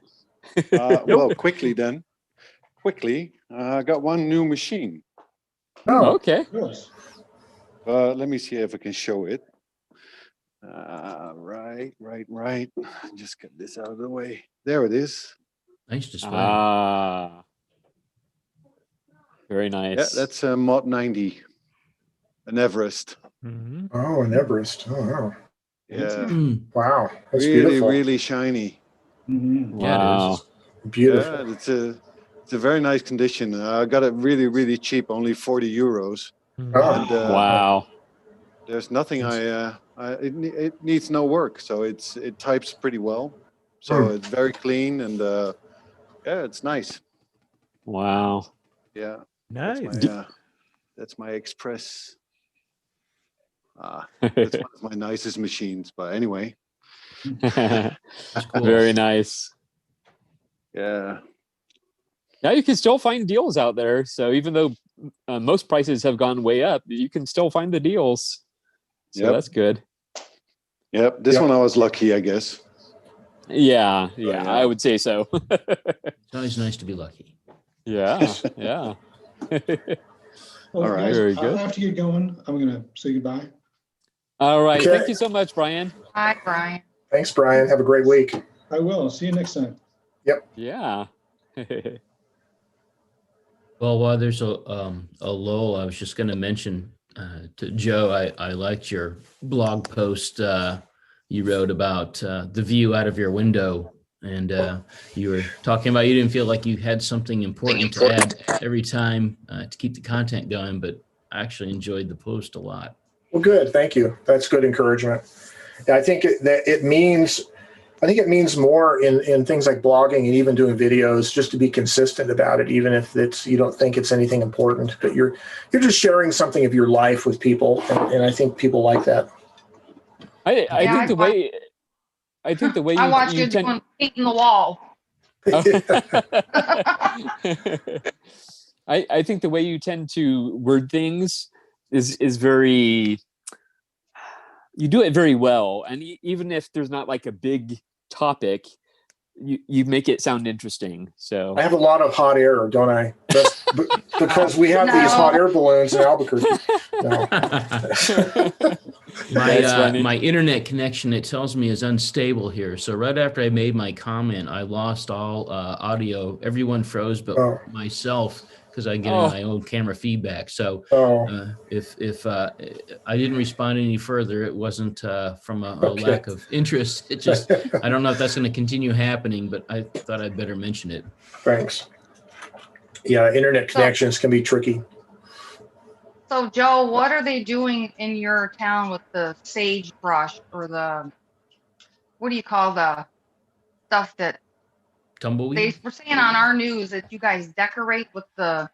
Oh, it's just somebody. Yeah, so the city who manages the highway. The landscaping along the highways, we always have native tumbleweeds, Russian thistles that grow up. So somebody in the city years ago, when they were cleaning up all these tumbleweeds in the intersection of the interstate highways, they piled them up in a big pile and decorated them like a snowman. So they have, they just make a giant tumbleweed, and it's just something the city was doing. Yeah, and then it gets on the internet and everybody. Yeah. Well, I think it's not really a tradition yet. It's just something the city's been doing. But one thing that is a tradition that dates back probably at least 100 years or more is luminarias, which in northern New Mexico, they call them farolitos, or little bonfire. And in central and southern New Mexico, they call them luminarias. But it is a little brown paper lunch bag, and you put sand in the bottom, and then you put a votive candle in it. And you have them lined along the edge of your sidewalk, up on the edge of your house. And, there's neighborhoods in Albuquerque that are the entire streets and all the houses are decorated with those. Wow. We used to do those, but it's kind of a lot of work, and, to put them up every year and all that. So, fire hazard. Well, my brother-in-law, who's from Santa Fe, he went out to live in Seattle back in the 70s, and he tried doing luminarias in Seattle back then, and they called the fire department on him. But now, the culture in America is diverse enough that they actually know what New Mexico culture is now. It's kind of a thing, and people accept it more.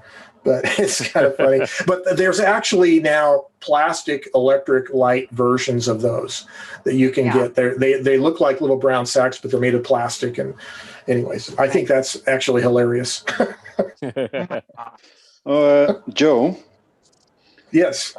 I was wondering how your Albuquerque Typewriter Club was going because it's not going at all. We haven't been able to meet at all this year since probably early in the year. That was the last meeting we had. Although my friend Kevin and I continue to meet once in a while, and my friend Bill, but we don't really have any meetings with anybody. So it's kind of dead right now until it's difficult to maintain a social organization when you're social distancing.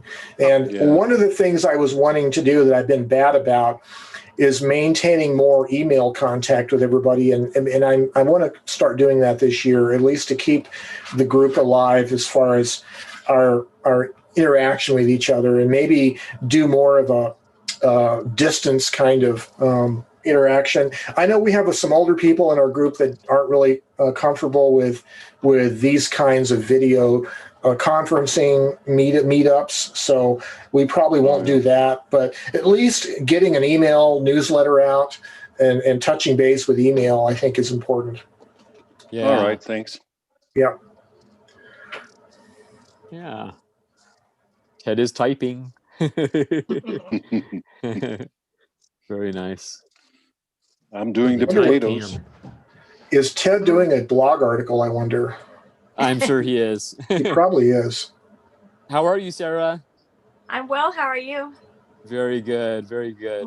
Nice to see all you guys. Good morning, Sarah. Good morning, Hi, Sarah. Good morning. How are you? I have no hacks. I'm just here for moral That's support. Okay. That's okay. I don't either. I got nothing, but I want to just hang out with you guys. Yes. Well, my hacks were a rubber band and vintage postcards, so I didn't have much. I've actually done that rubber band hack, so that actually does work. Yeah. Yeah, I think rubber bands are pretty famous with typewriters. People use them a lot. I liked what your comments were, Gregory, about the types of paper, particularly the older, the farther back you go, and how it's got more of a pulpy content. And yes, that's cool. It's a good point. I hadn't thought of that.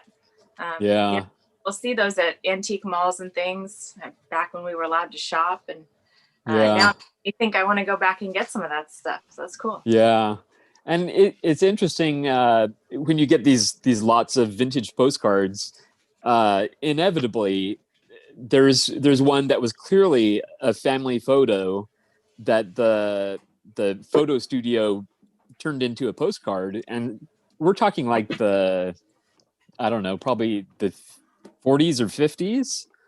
Yeah. And it kind of boggles my mind that they were doing that back then. And now there's these fancy new companies that you could order a postcard on your app and they'll mail it for you, Yes. But it's interesting that they were doing that even way back then. So you'll have like a picture of a baby or something. Unfortunately, those aren't the best ones to actually use, but it can be interesting to see those vintage photos. So Well, We Are Memory Keepers had postcards and cards I've seen recently at Tuesday Morning, and I almost bought them, but they are thin. I mean, because they made them when they came out with their typewriter. So if they're there again, if I dare to go out, I might grab them. Yeah. But, I don't know if it remembered about the headset. Forgot about that. Oh, we're good. We're good. Oh, okay. So, Gregory, I do have another hack I forgot to mention. Oh, okay. And on my recently acquired Hermes 3000, the right-hand paper bale roller was really loose. It would just flop back and forth. So I took off the bale, and I found out the good roller had a little piece of spring metal in the bushing that gives it a little tension. So I took it off, and I put a little piece of brass in there to act as that spring. And now they're both, but this was the machine where I originally had a rubber band snagged around here that was pushing down on the right side of the bail a little bit more. So that fixed that problem. Very good. That's a good one for sure. Yeah, with I those loved your better that? mousetrap, Joe, that you built. I love that mousetrap that you built for running ribbon. That was super awesome. Yeah. Oh yeah, thank you. It is quite the cobbled together little piece of kit. That thing is awesome. Well, the other thing I was what it must be like what it's like for your wife. She must like every day inventing some new wonderful thing. She's like, a saint, is all I can say to put up with me. She's a saint. But I was going to show you the one little detail that was inadvertent was the little wrench that I'm using, which is a Dremel Moto Tool wrench. It turns out my little bolt that I'm using to keep this together, it goes through the hole in the wrench, so I can store the wrench there on the unit. So anyway, that's kind of cool. Yeah. Yeah. But yeah, thanks. Start marketing that across the United States. Just run with it. Say that was part of the plan. That's right. It was designed. It was built in. It was a built-in feature. I do have one other, maybe another hack of sorts. And let me focus my camera so you can see this. So Studio 45 Olivetti came originally with a plastic snap-on case. Mine didn't come with one, and so this was one of these padded insulated camping bags, that you would use for. It has long shoulder straps, right? And I have about 4 inches or 3 or 4 inches of foam rubber in the bottom of this. And then I have these 2 pieces of foam core board on either side that act as hard panels on the inside to protect the typewriter. And then the typewriter just slips in a bag like that. Oh, wow. So this becomes a carrying bag, a nice grab-and-go bag, and there's room for paper and correction cartridges and stuff like that. So, yeah, this just basically zip it up, and you can just grab it and go, and it's pretty well protected. It's a nice little hack, and I find myself doing that a lot with typewriters, is having little bags, grab bags to grab and go. Well, and they're probably durable bags. It's like I've been thinking about every Latera that I looked at practically had blown out zippers on. Yeah. I'm gonna mute. Yep. More to go in there. I've got my cat. Well, I ended up going to thrift stores, and there was one in particular. They kept having more and more of these Targus brand computer laptop bags. Yeah, and those are really good for small typewriters. They have pouches for putting accessories, and they have a nice padded strap, shoulder strap that's designed for the earlier laptop computers that were a little more heavy. So those work really well for small portable typewriters. Yeah. And I think they're a good substitute for the Olivetti bags that always rip out. Yeah, cool. Because I was just thinking, it seems like it would be a shame to have that blow out, like when you're carrying the machine around, and so it might be wise to go ahead and find some alternative, proactively. And so I didn't think about a pre-configured bag for an older computer that would have been larger. That's a great idea. Yeah. There's actually like an Army Navy surplus place here in Albuquerque that sells just a lot of surplus stuff in general. And they have a whole selection of older laptop bags that seems like they work pretty well for typewriters. Interesting. Yeah. Now, the plastic bag that you have the actual typewriter in, is that just to make it easier to pull the typewriter out? Okay. Yeah, and also that bag actually has handles. It's actually like a gift, kind of a gift bag. So it just makes it real easy to pull it in. And it protects the plastic of the typewriter from being scratched, maybe by the zipper or whatever. Zipper, yeah. Yep. So, Yeah, that's turned out to be quite a handy little grab and go bag, even for just going out to the front patio and sitting and smoking a cigar, which, by the way, it's nice and sunny out there today. I think I know what I'm going to be doing after this is done. Smoking a cigar and typing. There you go. Yeah, I enjoyed your grab and go bag episode. I think it was for your thermal typewriters. Oh yes. Yeah. Yes. Yeah, that's where I was on the shopping spree, because I was getting more thermal typewriters, like people, like you were sending me some and all that. So that was like, oh, I need another grab and go bag. So I'd go back to the thrift store and look around some more. Yeah. Hey, so for those of you with plastic shell typewriters, I don't know if you have issues with scratches, but one thing I would mention, I believe the brand is Novus. And it's a plastic polish, and it comes in, you can buy number 1, number 2, and number 3. And that's the level of intensity. So extremely light scratches, you could use the number 1, all the way up to 3 for the heaviest scratches. And of course, it's easiest to start with the least abrasive, number 1 to see if that works or not. But if you have to increase the abrasiveness, you can always come back with the other lighter ones subsequently. So you end up with a really nice, smooth finish. And that's a good idea. For a number of things. I'm so dumb. I thought it was plastic Polish. Joe. Oh, Joe. I'm so dumb. I handed you that one on a platter. It was an easy one. It was a lob. Oh man. No, that's a good idea though. Plastic polish is a good idea, because those plastic typewriters do scratch easy. Yeah. And you don't want to paint a plastic typewriter. Oh gosh. No. I don't think not. That looks good. Yeah. I see Miss May is with us. Hey, May. Hey, finally. Hey, there you are. Hey. Sorry about the disturbance earlier. I was brushing my teeth and washing my face, and I had the microphone on. Whoops. Good hygiene is next to godliness. Exactly. But I was here. I was listening. So that's right. Poor Joe was trying to explain something to us, and all we heard. And I'm over there hacking. Okay, I guess it's my turn to start brushing now.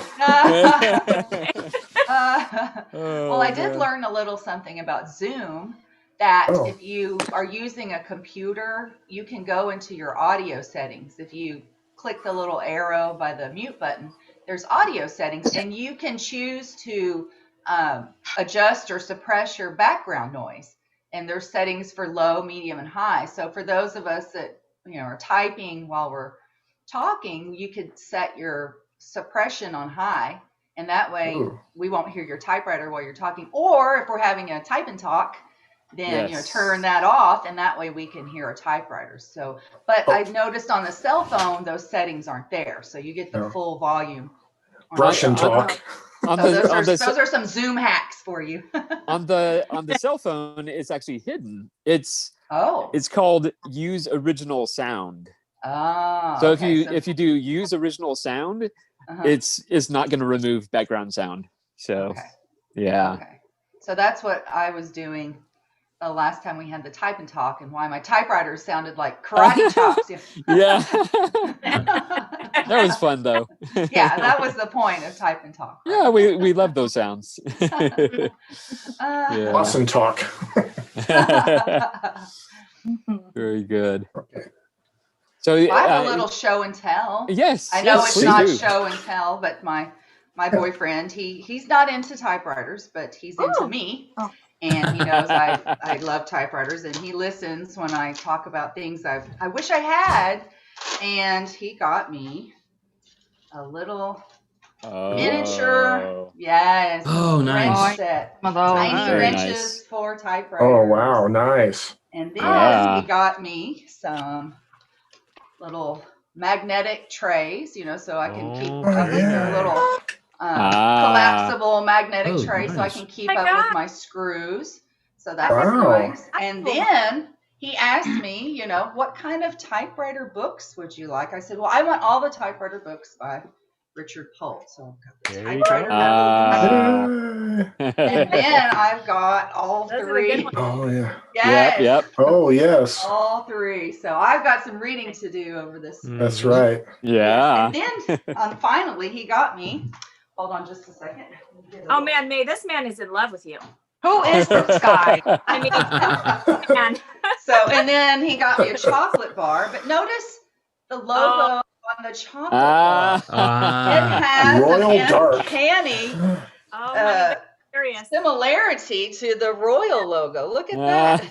I can't hold both at the it same does. time. So, That's yeah, funny. Royal logo and Cadbury Royal Dark. I wonder if there was a little subliminal influence there.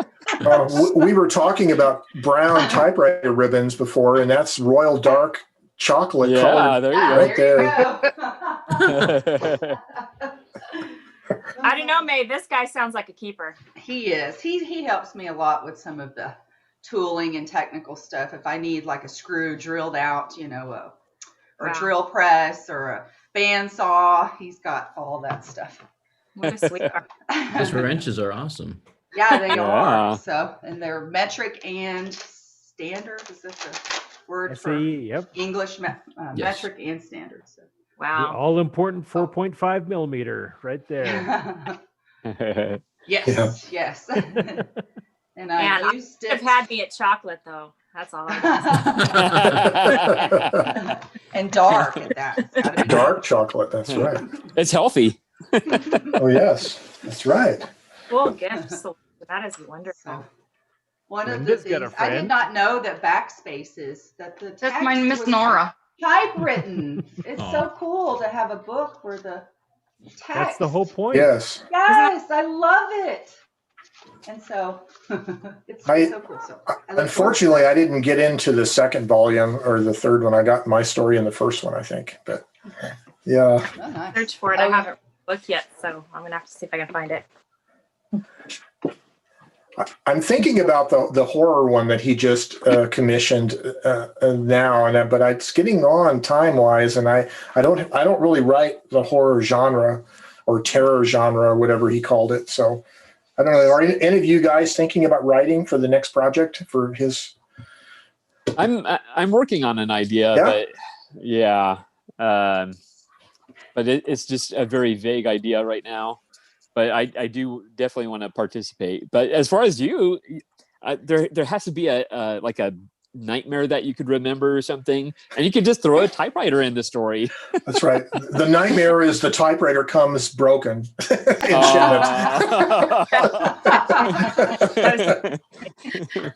It's all too real. It's all too real. That's right. I heard that Stephen King wrote his book or many of his stories based on actual dreams that he had. I don't know if that's true, but could be. Damn, I'm not going to write anything. I don't do horror genre myself, so I wouldn't contribute to this one, but maybe a different book if he does another one. See, I don't get bad dreams like that usually. That's good. I don't either. Yeah. What are these books that y'all are referring to?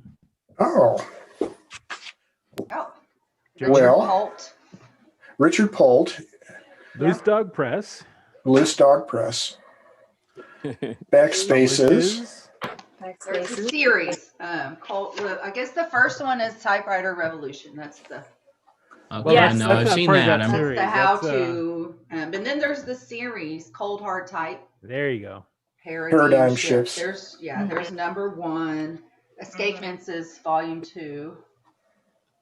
And so these are a collection of short stories that people have submitted that they've written and typed themselves. It's like a crowdsourced short story collection, and you have to type it on a typewriter to submit it. And then it's a formal review process. At least the first book, it was kind of a lengthy review process where Vinnie McFeets and one other person who's a college teacher, they were doing the editing, or not the editing, but the the reviews. Like you would submit a first draft and they would critique it, and so basically you have to submit this like a finished work that's ready to publish. Everything has to be good. The grammar and all the stupid little spelling errors people make and all that has to be fixed. Yeah. And then you need a good story, you need good sentence structure, good writing and all that. Oh, there's Appleseed. Yes. Yeah, this is that story. Yeah, page 109, I believe, of Paradigm Shifts. Yes. You can read Joe Van Cleve. Yes. Would you please turn to page 109 in your hymnal? Your Bible. Oh yeah, there, Appleseed. There's Joe. There's Joe. Look at him, isn't he cute, sitting in the woods there? In the snow. Joe in That's the snow. That's actually, is that me? That's actually not me. That's someone else. That's another they allowed photographs to be submitted also. That's actually somebody else. And the only way I can tell is it's not my typewriter. So I don't have one of those typewriters. But, I was going to say, because it looks like it could be you, Joe.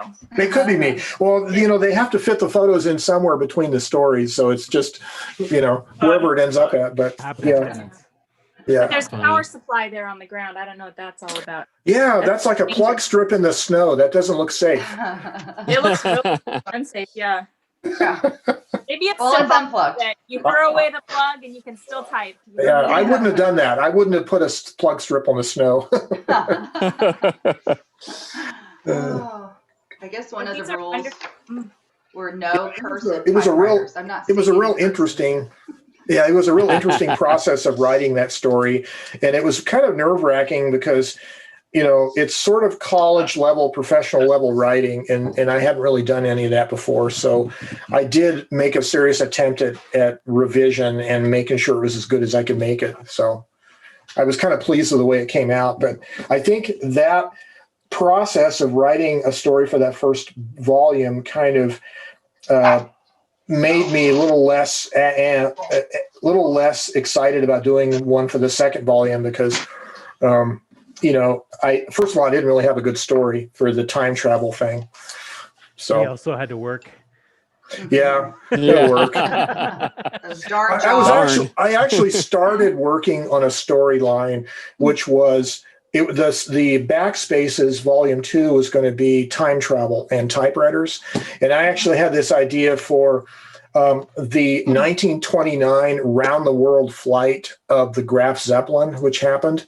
It was going to be a person on the Zeppelin with a like maybe a Corona 3 kind of a typewriter, and some kind of intrigue was going to happen, and whatever. So I never finished that story, but oh well.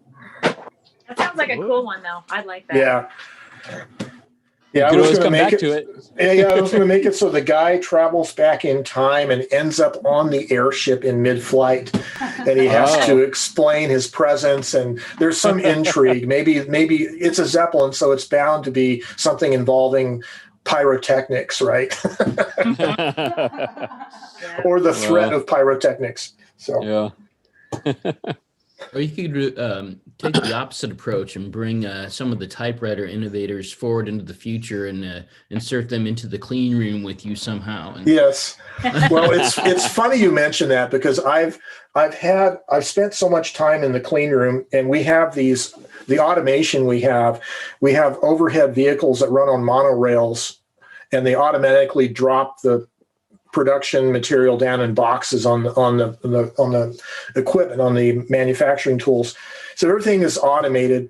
But I had this kind of an idea for one of these ninja kind of shoot 'em up movies, like a Hong Kong action movie with ninja guys coming down with machine guns and a big, huge gun battle that goes on for like 2 hours in a fab. No.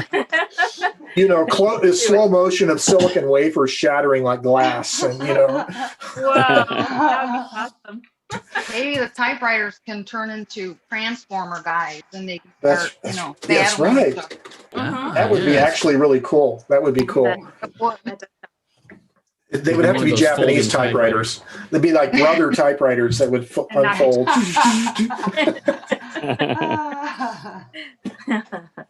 That's great.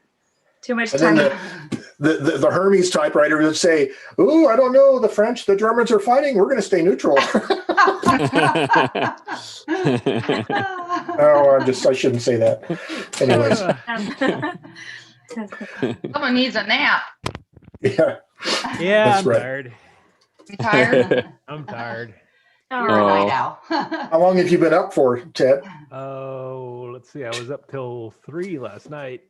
wow. 7. Oh, Wow. 5:30 for me. yeah. Wow. So I got like 2 hours of sleep before. Ooh. Oh boy. You're a dedicated Typewriter Club member. Yeah. Yeah. Well, we're I have falling off. multiple Sure. sleep disorders, so it's a common thing for me.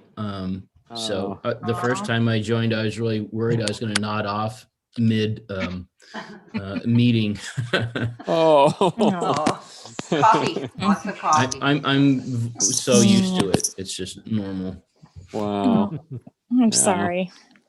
Yeah. Yeah. Well, hopefully you That's get just to, hopefully you find things to do that are enjoyable in your waking time. Get to do a lot of I've typing or started something. doing a little typing. The problem is like when you're not sleeping and it's the middle of the night, you're not exactly feeling very productive for much of anything, you know? Yeah. But I actually have typed a few times just to, it's like a calming thing, Yes. literally. It truly is. So that's been kind of nice. And I'm sure it'll happen some more. Yeah. Very Yeah. cool. Yeah. Like I think it was Dan last weekend was talking about his kids enjoying listening to him typing. Right. Yeah. Yep. Yes. Yep. Yeah. Too bad you can't hire somebody to type in your house for you or something. There's Listen YouTube to some videos out there of people That's just right. typing. You could turn that on Yeah. softly. And That's right. I dream. found one that was really good. Yeah. Interesting. Yeah. Yeah. Got to find the right timbre and pitch. You know. Yes. The sounds of different machines. Like Timber. 5's an Olympia, Timber. track Timber. 6, a Smith Corona. Yeah. You know, when my mom and sister were trying to figure out what typewriters they wanted, I started typing little clips of myself typing on a machine and saying, okay, this is the sound of an Olympia Splendid 33 from 1960, whatever. This is the sound of a Smith Corona, blah, blah, blah. And then I would go back and listen to them, just little like 10-second, 15-second clips. And I'd send them in a text message and they'd say, oh yeah, that's louder than I want. Or that sounds pretty good. Or, so it's kind of a fun little thing to do. I should actually do a before and after recording. So I reached out to is it JJ Short. Yes. So the Facet TP1 that I had last week here, I want to go ahead and have the platen redone on that. And so I sent an inquiry in with them, and I've got a little a digital recorder that I use for my guitar music. I could actually do a before and after, of There how you it go. sounds after the resurfacing. Yeah. That's a really good idea. I Yeah. remember with this Princess that I had, it had a certain sound and I can remember it. You have a pup there. I can remember the sound that it made when it had the old platen, very like smack, smack, smack, and then now it has such a softer, better sound. I wish I had recorded that. So that's a really good idea. I like that. It'd be fun. If we could just start a database of that. Imagine, the befores and afters help people decide. Get on it, Ted. Is it worth? Maybe there's Add just a- like an add element. a feature. It would, yeah. Just a little upload, audio clip of this typewriter. Wouldn't that be cool? That's next in line after the stapler database. Yeah. I know these suggested things people do when they have no time, right? Well, I are you love going to it. do a sample testing, a type test on that before you send it in, and then do another one after you get it to see if the imprint is any better? I should, yes, actually. That's Yeah. a good, I will. We would all listen to it eagerly. We would love to hear that. We would. So I think my friend Kevin and I did a video about this a while back about comparing different machines in his collection. And the trick is that a lot of audio recorders have an automatic gain control. And so they try to equalize the volumes. So you need like a manual record level that stays constant at a fixed level, and then you can tell the difference between low and high.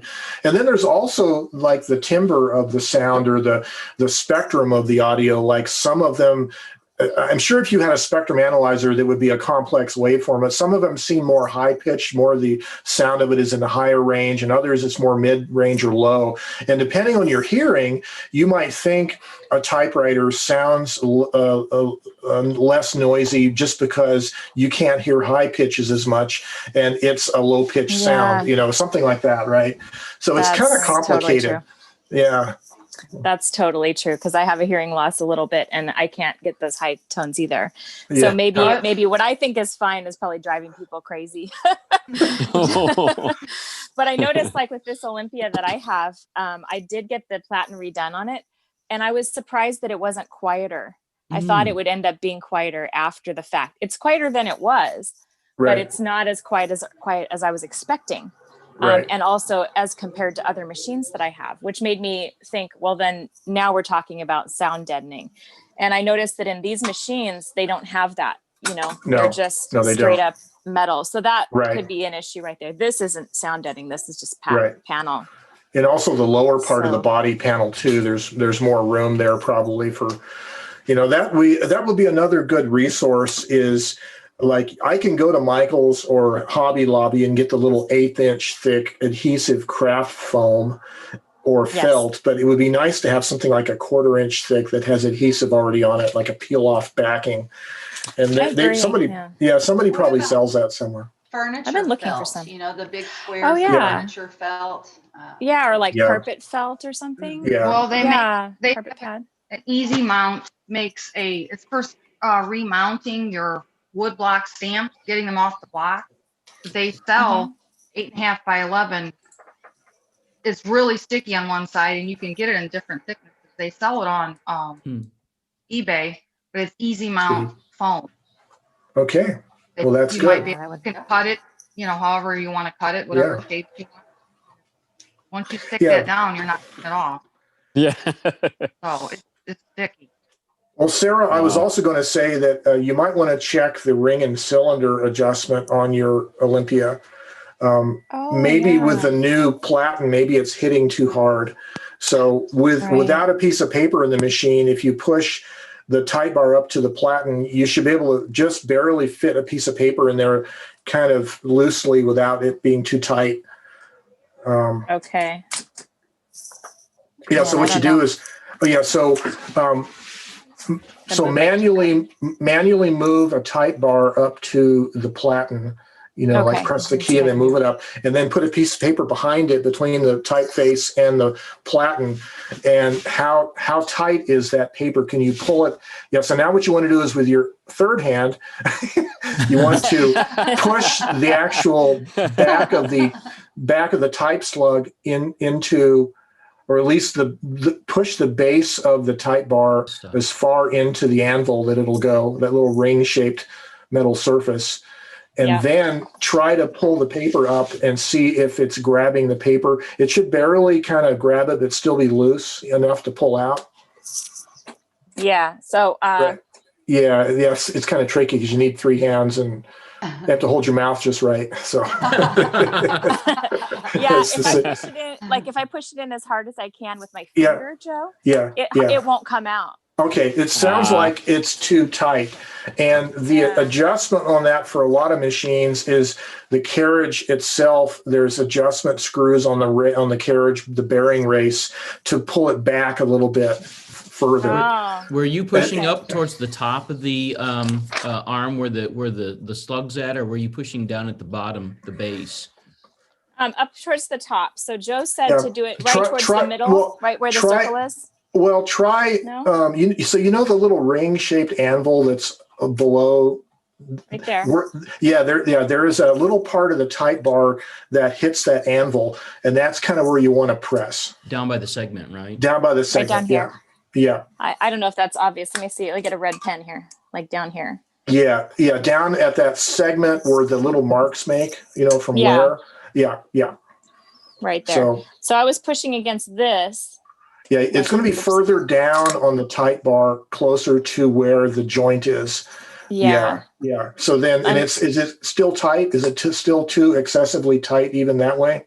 If I do it from here, from this little middle spot here, and I pull it out, I can't get it out. Okay. What about pushing? What about pushing down closer to the bottom of the type bar joint? Okay, let's try that. Oopsie daisy. I'm gonna just take the lid off this puppy because it'd be easier to see. Yeah. Now we can really see what we're doing. I should throw it off like Tom Hanks does. There you go. Toss it aside. Boom. You know, who needs this? All right. And then, here's a problem. I had 2 sheets of paper. Let's there's a problem. Okay. All right, let's try to do this the proper way. Okay. Well, now it'll probably be fine, right? Because that was 2 sheets. So now push the tie bar further down toward the hinge. Yeah, down there, right where that ring is. And if you can pull that out, that looks like it's probably okay. It may be a little tight though. There may be a slight adjustment might be needed. Yeah. Okay. So you might want to try, if your impression is okay, right? If you move the platen back or the carriage back too far, then you won't have a good enough impression. You'll start to see shading on the upper lower part, but you might want to try adjusting the carriage back a little bit without going too far. If it goes too far, you won't have a good impression. So. Got it. Okay. Yeah. And there's usually cross-trained. You can now adjust the valves on your car. That's right. Yeah. Well, my stepmom and I were just talking about this yesterday because my dad knows how to restore vehicles and fix them up and stuff, and he has a lot of sort of philosophical thoughts on that as well. And I said, typewriters are like little cars. Yeah, they are. That's what I told her. They really are. Luckily, not quite as complex because I wouldn't be able to do it. But yeah, I think that Joe's right. It's just a tad bit tight there. Yeah. How accessible is that setting, Joe? Well, so it depends on the model, but typically it's the base of the carriage bearing track. There's usually a couple of screws on each side that you loosen, and then the holes for those screws are oval or slotted, and you can move the carriage back and forward slightly. On other machines, it's more like a set screw in the back. Oh yeah, I see it, Joe. I see where it is. It's right up there, and you can see that hole is sort of oval. Yeah, so that's it right there. And you want to make sure that you adjust both sides evenly. So I would move your left and right margins out all the way, and then make sure you have even impression on both left and right side when you do that. Okay, got it. Now, it may not make it totally quiet, but it might help a little bit, certainly. And it'll extend the life of your platen, because if you're hitting the platen too hard, it'll cause premature wear. Yeah. Okay. And then you want to test the impression to make sure that that you're not getting shading on the really tall characters like your slash, that and the other capitals typically will show kind of shading early. Okay. That's it. So if it's too far back, you'll get the shading, or too close? Yeah, too far back, you'll get shading, because it's also some of these typewriters, the bearing track is canted at an angle like yours is. So when you're bringing it back, you're also lowering the platen slightly, and you'll find that you'll have to redo your on feet and motion for your lower and upper case when you do that, because it's actually not moving horizontal, it's moving down at an angle toward the back as you pull it down. I had to do that with which one was it? Actually, with this Olympia electric report typewriter, I had to do that to it. Oh wow. When I first got it. Yeah. So there's kind of a couple adjustments there, but now you're scaring me because I haven't learned how to do on feet yet, so I'm nervous. That's easier. Yeah. Is it? Yeah. Can you demo, Gregory? Show us how you do that. I think Joe would be better at that. Well, it depends on the individual machine as to where the adjustments are, but basically that is is that a carriage shift machine? Was that an SM9 or an SM earlier? This is a carriage shift. Okay. This is an SM7. Yeah, I used to have it. Yeah, I had a 9 that was cursive that I sold, but this is the 7 that I got. So you want to find, when you're shifting it, you'll see on the sides, there'll be a little a thing that moves up and down with 2 sets of set screws, and it limits the upper and lower travel of the carriage. And the one that sits on normally when it's unshifted is for the lower case, and the upper one is for the upper case. And there's usually there's one on each side, and some of the Olympias are actually underneath the machine in the middle. They're kind of different, but yeah. I think I know what you're talking about. It's down in here. It's in this area here. And when you shift up and down, you'll see it hitting those 2 set screws on the limits of the travel. Down there somewhere. Hit the shift while you're holding that. If you can. Let's see. That's him. That's him right there. And there's probably ones on each side. There's probably an adjustment on each side. So you'll just want to adjust those after you do the other one. To get it back. I see. I see how they move too. They do move pretty well. They're like, I can see them separating and stuff. Yeah. And then there may be one on the right side as well. Yeah. So just make sure they're both the same. Okay. That sounds like a fun project. Yeah. Well, it'll help increase the life of your platen, and it may quiet it down a little bit. And then then it gives you the opportunity to brag next week. Hey, I adjusted on feet in motion and my ring and cylinder adjustment and all that. That'll be fun. I'll be ready to put up a sign and open my own little shop. That's right. Exactly. No, those are actually fairly easy adjustments once you understand the principle, how it works and where the adjustments are. And it's just a lot of back and forth adjusting and testing and adjusting and testing until you get it as close as you want it. Is that something that you might do with your typewriter club there in Albuquerque that you mentioned? Like, I know with in the world of motorcycles and cars, there's wrenching sessions for groups that, get together. They have a day where so a typewriter club, maybe, something like that, where our meetings ended up that way. It's really funny though. They ended up that's a great split idea. along genders, where like a lot of the ladies want to type and talk, and the men wanted to wrench. I'd have a tough time choosing. I think May and I would both be down there with the wrench guys. I know. Well, I was trying to get more people involved in writing because my interest is in not only the machine but the use of the machine for creative purposes. So I was trying to get like little writing assignments, but invariably it ends up being, let's go tinker with this, and then pretty soon the screwdrivers are all over the table, and Oh man, that sounds so fun. I wish I could go to one of those. I've never been to it. And it was especially fun back in the summer of 2019 when we were meeting in the summer months at the Albuquerque Press Club, which was this private club in an old building, an old log cabin style building. And they have a bar and food, and it was, drinks and, God, that food sounds and heavenly. camaraderie. And, that was just great. And little did we know that we wouldn't be doing that afterwards. Wow. Well, but it's something to look forward to. Yeah. One of the things that stood out to me, I watched a few of the replay sessions of your of this club, and I was really impressed with everybody that had such a dig in, hands-on attitude about their machines, and cross gender. That I was I thought that was really fun and impressive, and so it's really fun to be able to pick up on all sides, because I love writing with them, but I like working on stuff too, and so it's nice that you have all aspects of that involved when it comes to the typewriters. I think that's one of the great things about typewriters. And Typewriter Club, I love it. I agree. I agree. It's really such a fun group of people, and we do have that sort of mechanical interest as well as the sort of philosophical side of it. It's just such a wonderful, broad spectrum interest, isn't it? It is. It is. Yeah, they're multi-dimensional, typewriters are, I think. So yeah, they are. Well, it's funny seeing some presence of other folks out on the internet.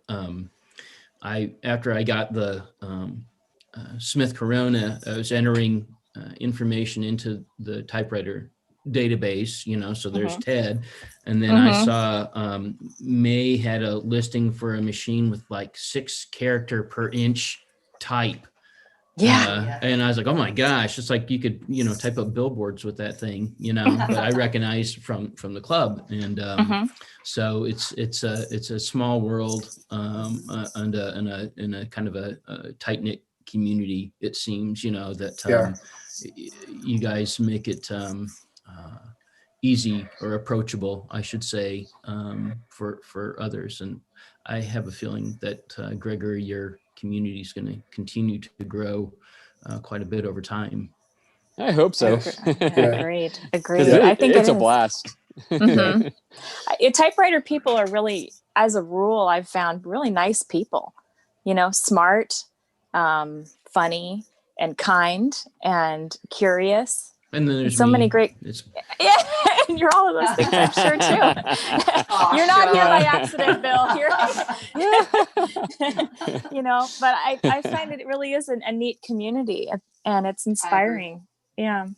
I haven't found too many nasty, unpleasant people. Yeah, occasionally you get someone who's real grumpy about something, but generally speaking, it's a great group. It's a neat thing. Yeah, definitely. In our Facebook group, we did have our first troll. Did you? I don't know if anyone caught it, but I missed it. He made these very sarcastic posts, and I kind of played along with him and just took it seriously.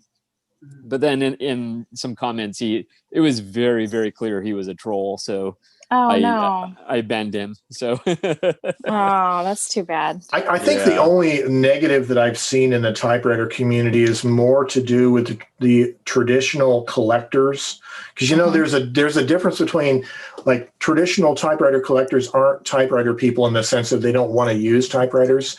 They're collecting them for the value of the machine and the value of the collection.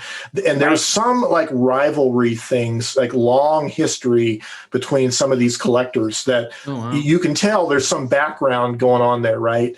But it's usually those kind of people, just the collector groups that are into how many rare machines, and there's sort of like a competition on who can get the Scholes and Glidden or most of those or whatever.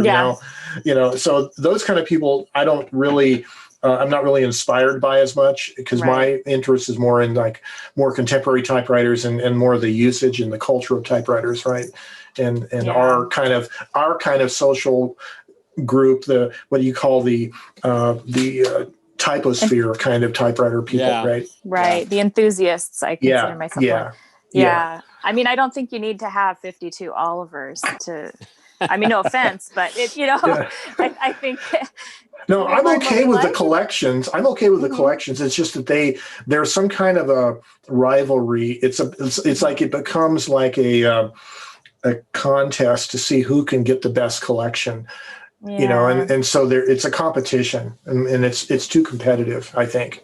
At least it seems like that. So agreed. It reminds me of the scene in California Typewriter. You had the one individual that I believe he was from Canada, and he traveled out to, maybe it was the Bay Area in California, where the guy had all the, I don't know, like a dozen different Scholes and Glidden, which frankly I wasn't familiar with until I watched that movie. But I'm just sitting there thinking, you've got 12 of them, sew one to the guy. Right, It's like, just throw him a bone here. Yeah, that was Martin. He's a sweet guy. He's up in he's in Canada. And he was at the Virtual Hermans, I think. But I felt the same way. I thought, gosh darn it, just give Martin one of these things. It's like he's dreaming of it. He clearly has a dream. That was so sad, kind of. Yeah, I mean, he's got a lot of beautiful machines. I think he's doing fine, but at the same time, I felt that way too. I felt sad for him in the movie. Well, it made for an interesting storyline, It sure did, didn't obviously it? his search and where all it took him. And just the negotiation process. Yeah. You see this guy and he's like, nope. Find that those Scholes and Gliddens are, 5-figure machines. So it's a different sort of thing. It's a different market. Yeah, it is. Yeah. I like those of us fiddling around with our, $50 Kirby's 3000, $5, $10 brother. JP1. Yes, exactly. Yeah, the $10 best brothers. ones. Oh, So I I was agree. recently reading about the For typing. the JP3, I think it is, that has the little rotating slug. Does that sound I familiar to haven't heard anyone? of this. No. Oh, yeah, Oh, the that's dial-a-type. removable. Dial-a-type, yes. Oh, like the change of type on the Smith Corona Yeah. Cutlass and stuff. They have those I don't too. know The how one the to Sears key, Cutlass. like Mhm. there's Yeah. one for like different mathematical symbols. Right. You slip it there's- off and then you put one on. Mhm. Yeah, really cool. Well, the thing about the Brother one is it's actually a cylinder that has different faces that you can actually dial the Yes. slug around. Oh, cool. So it has, 4 or Really? 5 different symbols on it. I'm gonna have to get me one of them. Yeah. Okay, Yeah. shopgoodwill.com. Here we go. Right. I know. We just added a new wish list surprise? item. That's right. So here's, Yeah, I think May is going to be competing with you for all the JP3s. well, I Yeah. have enough now. I haven't. I Yeah, have she's our a JP3 family. Are you girl. sure? I have all 3 typefaces, so I'm happy. That's good. Okay, That's all I want. okay. I'll leave the rest for you guys. Aw. But I'm curious about the dial-a-type. Does it turn Yeah. around? Do you have one of those, May? I do. Well, she has the original slug in there. She's Okay. got the red key I don't with know the if I can changeable do type, this and with it's the camera. the reason I'll that it drop has it. such a large slot in the segment is to account for that large dial-a-type slug. And it's an Drop my aftermarket camera. thing, so she's got Do the it. original, just plain old replaceable slug Oh. on there. Uh-huh. Plus, But if you put a dial-a-type on there, it's huge and it's circular. Really? Oh, So so it this can be replaces- removed, Yeah. and then a Yes. dial-a-type can be replaced onto. Yep. Put right on there. Oh, I did not know that. Now that's something Oh, else my I've got to goodness. look for. Oh right. boy. So would Hey, eBay it's- have those maybe? I have never somebody- seen somebody's one got 'em. in person. Oh. Never seen one. Oh. Here is a link to an article I did on it in the chat, Oh, cool. so you can read that. So would May it you be found your holy grail. like... The dial-a-type slug. Yeah. What sort of, you said mathematical, maybe Greek symbols and. They did there an is a international language, engineering, mathematics, and medicine pharmacy. Oh. So there were 4 different Oh. ones. Of course, I don't need Oh, any cool. of those, but it'd be cool to have, right? Sure. Yeah. Nobody needs 20 times. Oh, yes, we do. Well, yeah. Yeah. What are you saying, May? More. I know. I want more. I want more. It looks like we have Bob Marshall with us down Hey, there. Bob. Oh, cool. Hey. Hi, Bob. Welcome aboard. Hey, Bob. Good morning. Good Somehow afternoon I got now. my Wi-Fi to work in my garage. Oh, Ooh. wow. I Wow. was very Nice. excited until I realized, yeah, you can see all the stuff I have not organized in my garage behind me. That's all my motorcycle rebuilding stuff. So it's a garage. But Wow. if you're all It's interested, a garage now. I've been Exactly. right. Yeah, it's all good. I try not I've to been very photograph busy. myself in front of the laundry piles, but it's tempting some days. I just, Trust me, I got just- them too. I just kind of finished putting my bench here together. The last few weekends, I've been very busy setting it up for typewriters. Oh, cool. So I've got it all set up for typewriters now. Nice. I Um, don't know. Whatever. I wanna It's go just play a bunch there. of pile of junk. Yeah, it's a great, Oh, great no. play space. So I've been able to do a lot of things. Mostly, I've probably recovered 6 platens in the last few days. So wow. that's been my With- fun. Yeah, with it's been shrink very tubing? rewarding.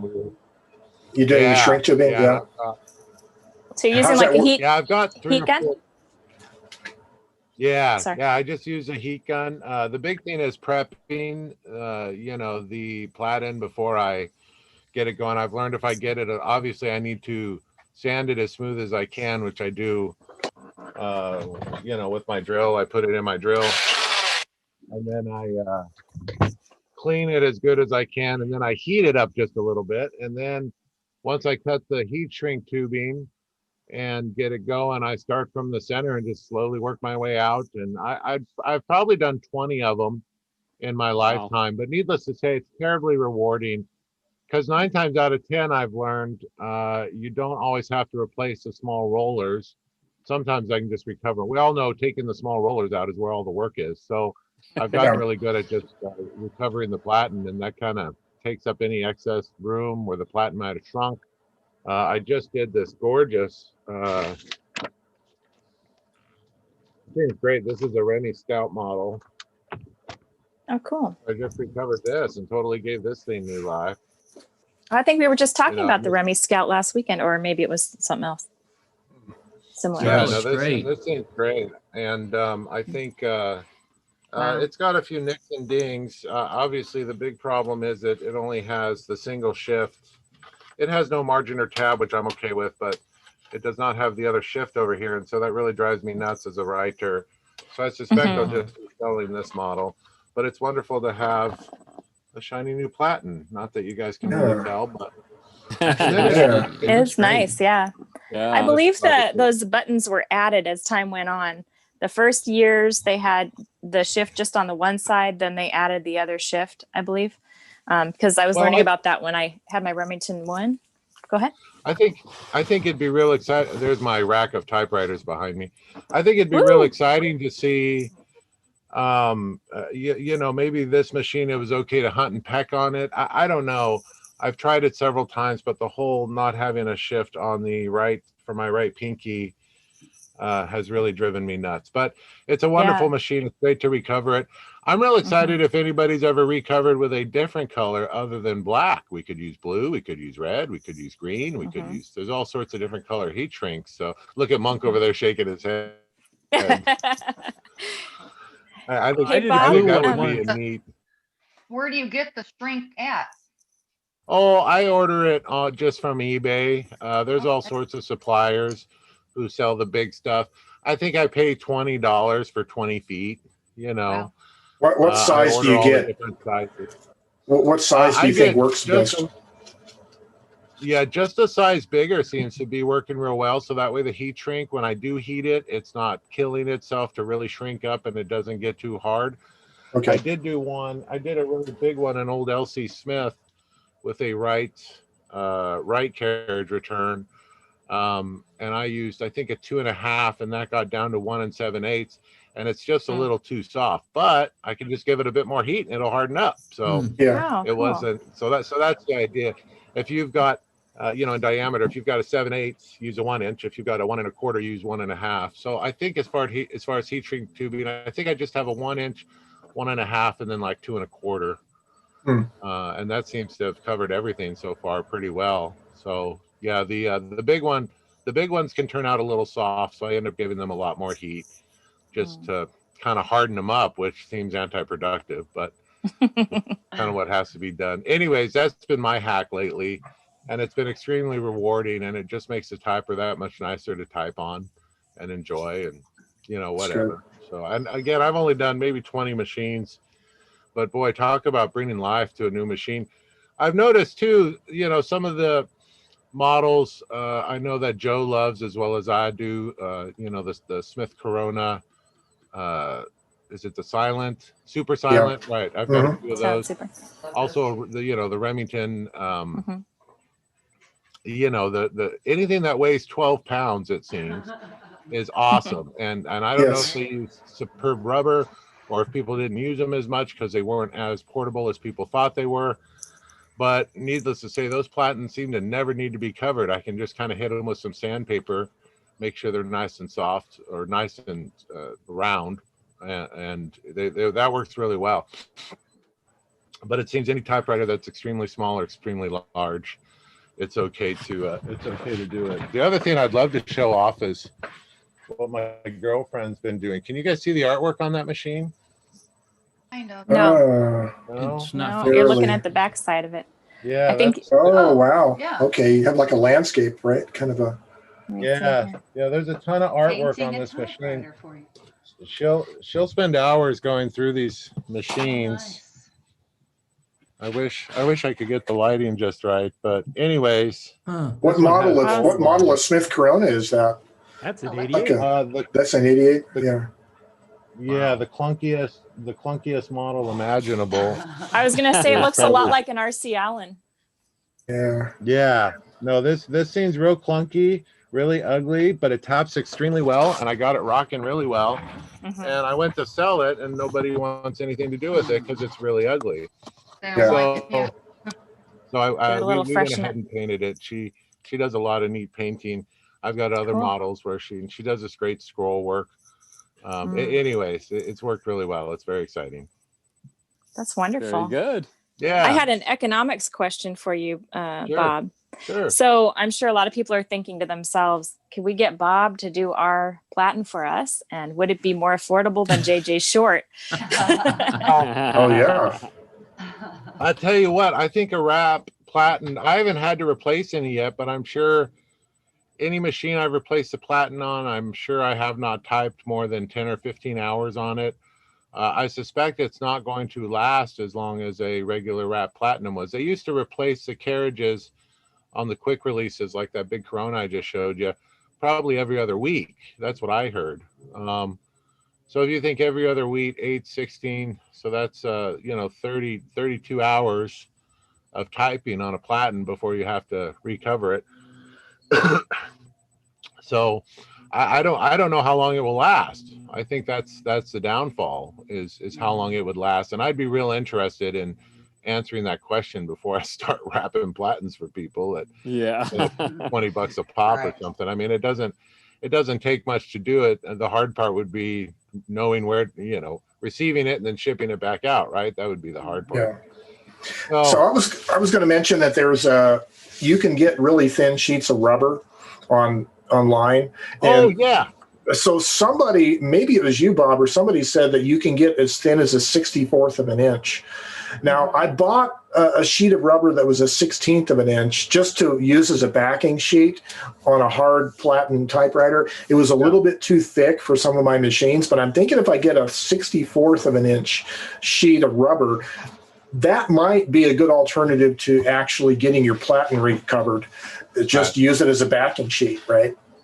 Yeah, no, I really enjoyed that video you put out, Joe. Thank you. That was really informational. And whether it's extra paper or whatever, and I think the downfall would be too, a lot of people would rewrap the platen only to realize, the rollers were out of whack or something. Right. It'd be the catch-22. I like Joe's idea better. That's all I'm saying. Unless you're really tinkering and ripping typewriters apart, I think Joe's idea is a lot better for our society. Just add a little something, no different than carbon. Anywho. Yeah. Very cool. Yeah. Thanks for letting me share it. Construction paper. Oh, construction paper, huh? Construction paper is excellent for backing. It's spongy enough, and right. And usually comes in 9 by 12, so you do have to cut it. But it makes it excellent backing for typewriting. Oh yeah, I love it. So that's good. Because sometimes 2 sheets of thin typing paper isn't enough for some typewriters. No, I'm using through this that second layer. But I have I'm using this construction paper. Right. I'm using this 32-pound Southworth that, you can probably see the little imprint about there. The same weight as construction paper. Yeah. Yep. Yeah, no, I like Joe's idea better. But if you can remove a platen out of a machine, you can probably go on eBay, purchase the shrink tubing, get one size bigger than what you need and hit it with a heat gun from the inside out, clean it with alcohol, all the good things. So no, my big thing is prepping the platen, and I just use really hard sandpaper. I just use these sanding pads, this one is of course is covered in black platen rubber. And I hook the platen into my drill and I just work it for, just a few minutes and get it as smooth as I can, which does take diameter off. I have really thought about, and I've talked to a few people locally about purchasing a lathe just so I can take a 64th of an inch off or something and make sure the platen's really round. But it's very hard to find a small lathe. It's very hard to find a small lathe that isn't hundreds and hundreds of dollars. So I suspect in the future, I'll just hook all the platens up to a lathe, make them extremely cylindrically correct, and then rewrap them from there. And I know there was one guy who took all the rubber off his platen because he had to. It was an old Underwood Standard 5 or something. It was cracked all to hell, and he was able just to wrap it with several layers of. But I'm sure I read that article like everyone else. it'd be really exciting to see how that turned out.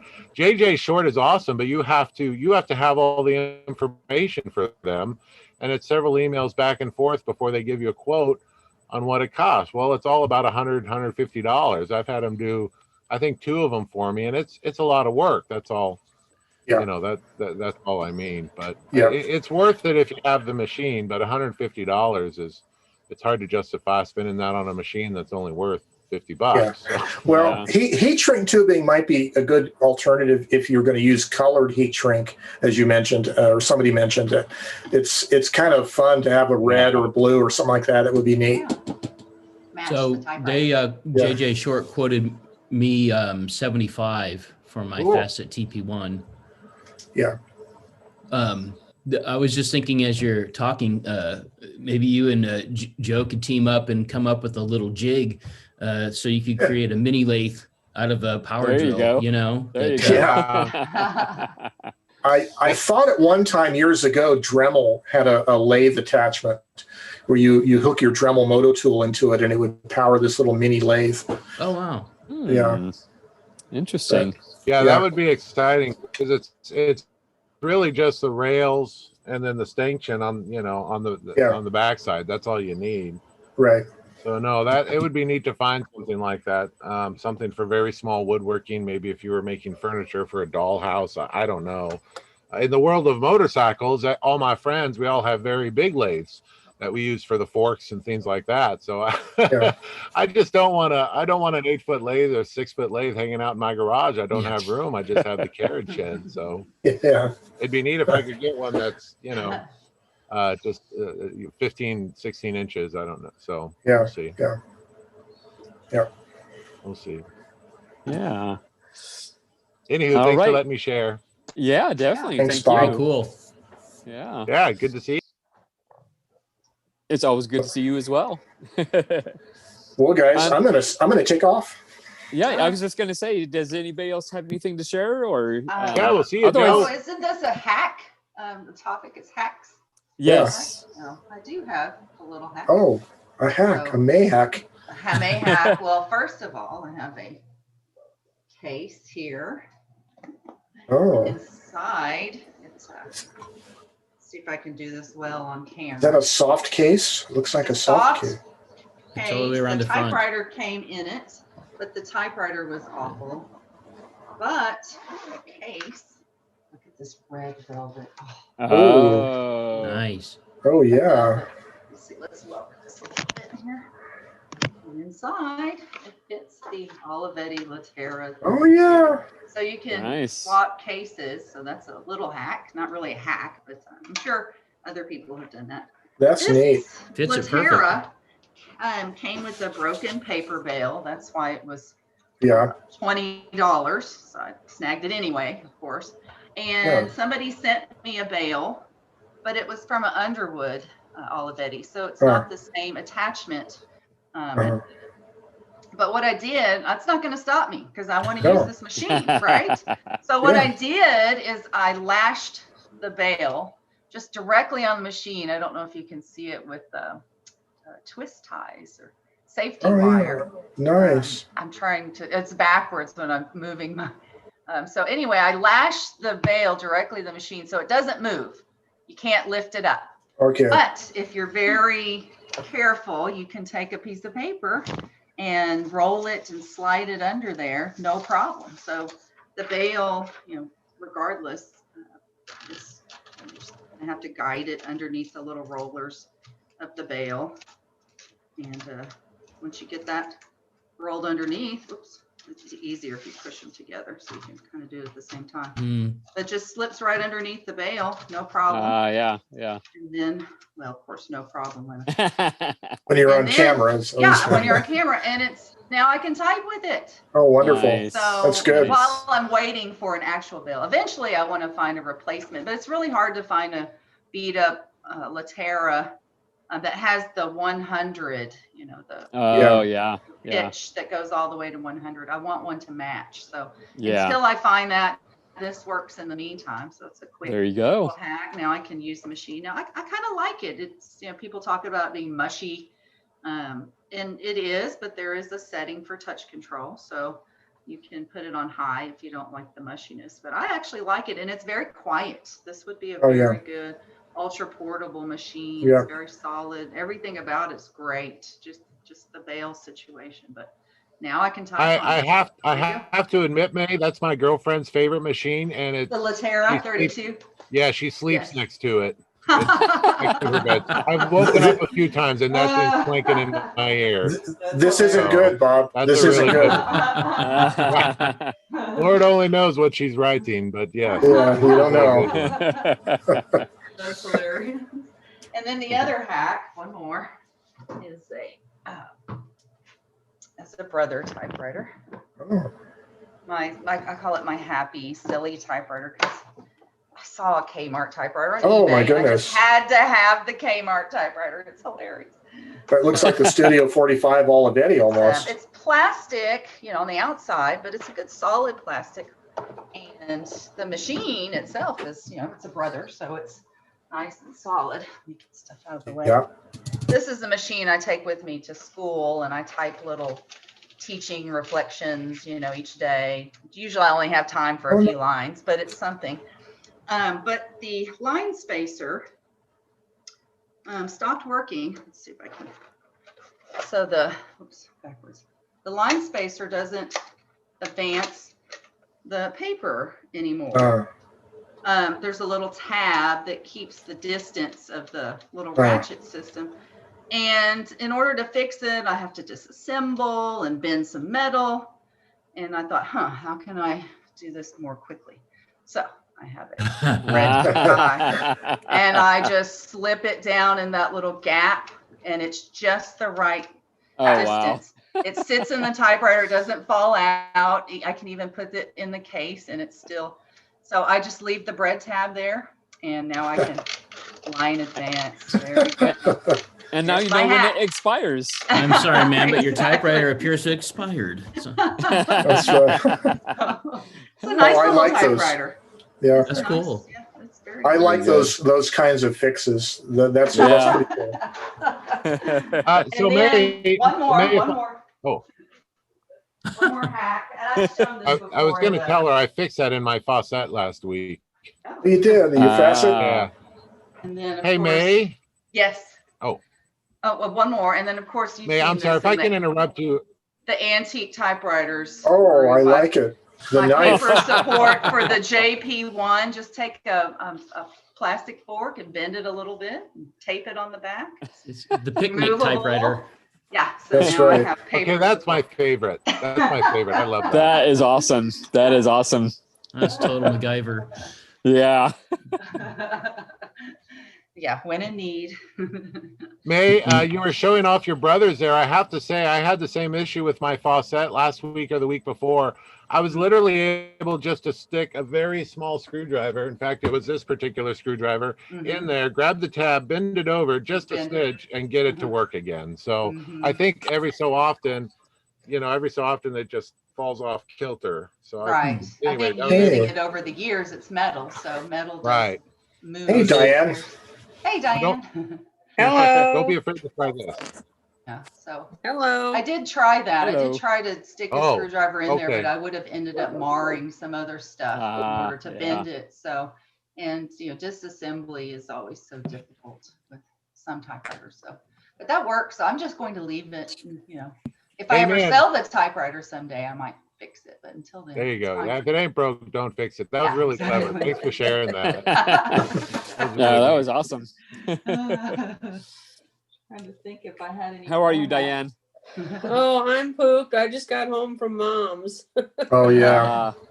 How's mom doing? The what? How's mom doing? Mom's doing fine. Good. It's a case of doing the laundry, watching church. Yeah. Then I vacuumed. Well, you're just in time for the end. I know. That's why I wish it was later because I always miss everything. Oh. It starts basically at 10 o'clock, which is right at the end of the church Zoom, and I can't get out of there much before 11 or 11:30 anyway. Yeah. So who voted for later. Yeah. Yeah. So, does anybody else have anything? Any last minute hacks? Or I know, Joe, you said you needed to leave, so if you need to go, that's fine. No, I'll just hang out for a few more minutes. Okay. Yeah, we're gonna wrap up As long now. as So people are showing typewriters, he's going to hang out. Sure. yeah. Yeah. So I think that's basically it. I haven't set the topics for next week yet. It'll be the first one for the year. Yes. I suspect the next one is probably going to be show and tell, because I have some things to show, and that seems to be one of the more popular ones. yeah. So, and then maybe after that, maybe we'll do another type and talk. Yeah. Yes. Yeah. Those are fun. We'll have Yeah. our mics, the suppression down so we can hear all the typewriters. Yeah. That's That's a good I'm gonna have idea. to lock my Excellent. dogs in another room. Oh. Yeah. There's no suppression for them. Oh. Fortunately, my dogs have been sleeping this entire time, so yeah. Anyway, thank you everybody for being a part of this. It was an absolute pleasure, and we had some really, really interesting hacks today. So Yes. I might have to take a few highlights out of this, and I still need to do the highlight of May doing her ribbon spooling. So Oh, yes. yeah. I've schooled I'm still gonna do several that. So And good. My roll is getting much smaller. Yeah. Wow. Yeah. Wow. Yes, I've probably spooled off about half of it by now. All the typewriters got fresh. Do you have red ink all over your clothes now? Oh no, I use Oh, no. I use the glove. Gloves. gloves. Oh, it looks like Bob did your system there. He has his Yes. own little version Yeah, of your. thank you, Old May. version. Yes, you're welcome. Yes. I Using the just built box. this a few days ago. This is such Yeah. a great idea. Thank you, May. This I- is wonderful. You're welcome. And there's different Yeah, ways and I- you can hack it. Very I like nice. Joe's idea of Yeah, using the yeah. aluminum foil. Yes. Roll. Yeah. I'll have to try that. That's a good I idea have to too. watch the video to see what everybody talked about all day. So Yeah. Don't feel That was bad. a lot of I do fun. that too. I usually do that after the, at the end of the day, because I missed the first half. So I Mhm. love to do that. Yeah, that's one reason I like putting it on YouTube, so that we can refer back to it. And All right. Yep. yeah. All right. Well, thank you so much, everybody. I really appreciate you being a part of this, Thank you. and we will see Greg. you next week. Yeah. You bet. welcome. All right. look Thank you for forward to putting it. this together. Yes, You're all right. welcome. You're welcome. Bye, I everybody. like Right. Joe's See you way. in the Facebook group. Rock. His Rock parade Greg. wave. Golf wave. Parade wave. Parade wave. Awesome. Thanks, everybody. Bye, everybody. All Bye. right. Bye. Thank you so much.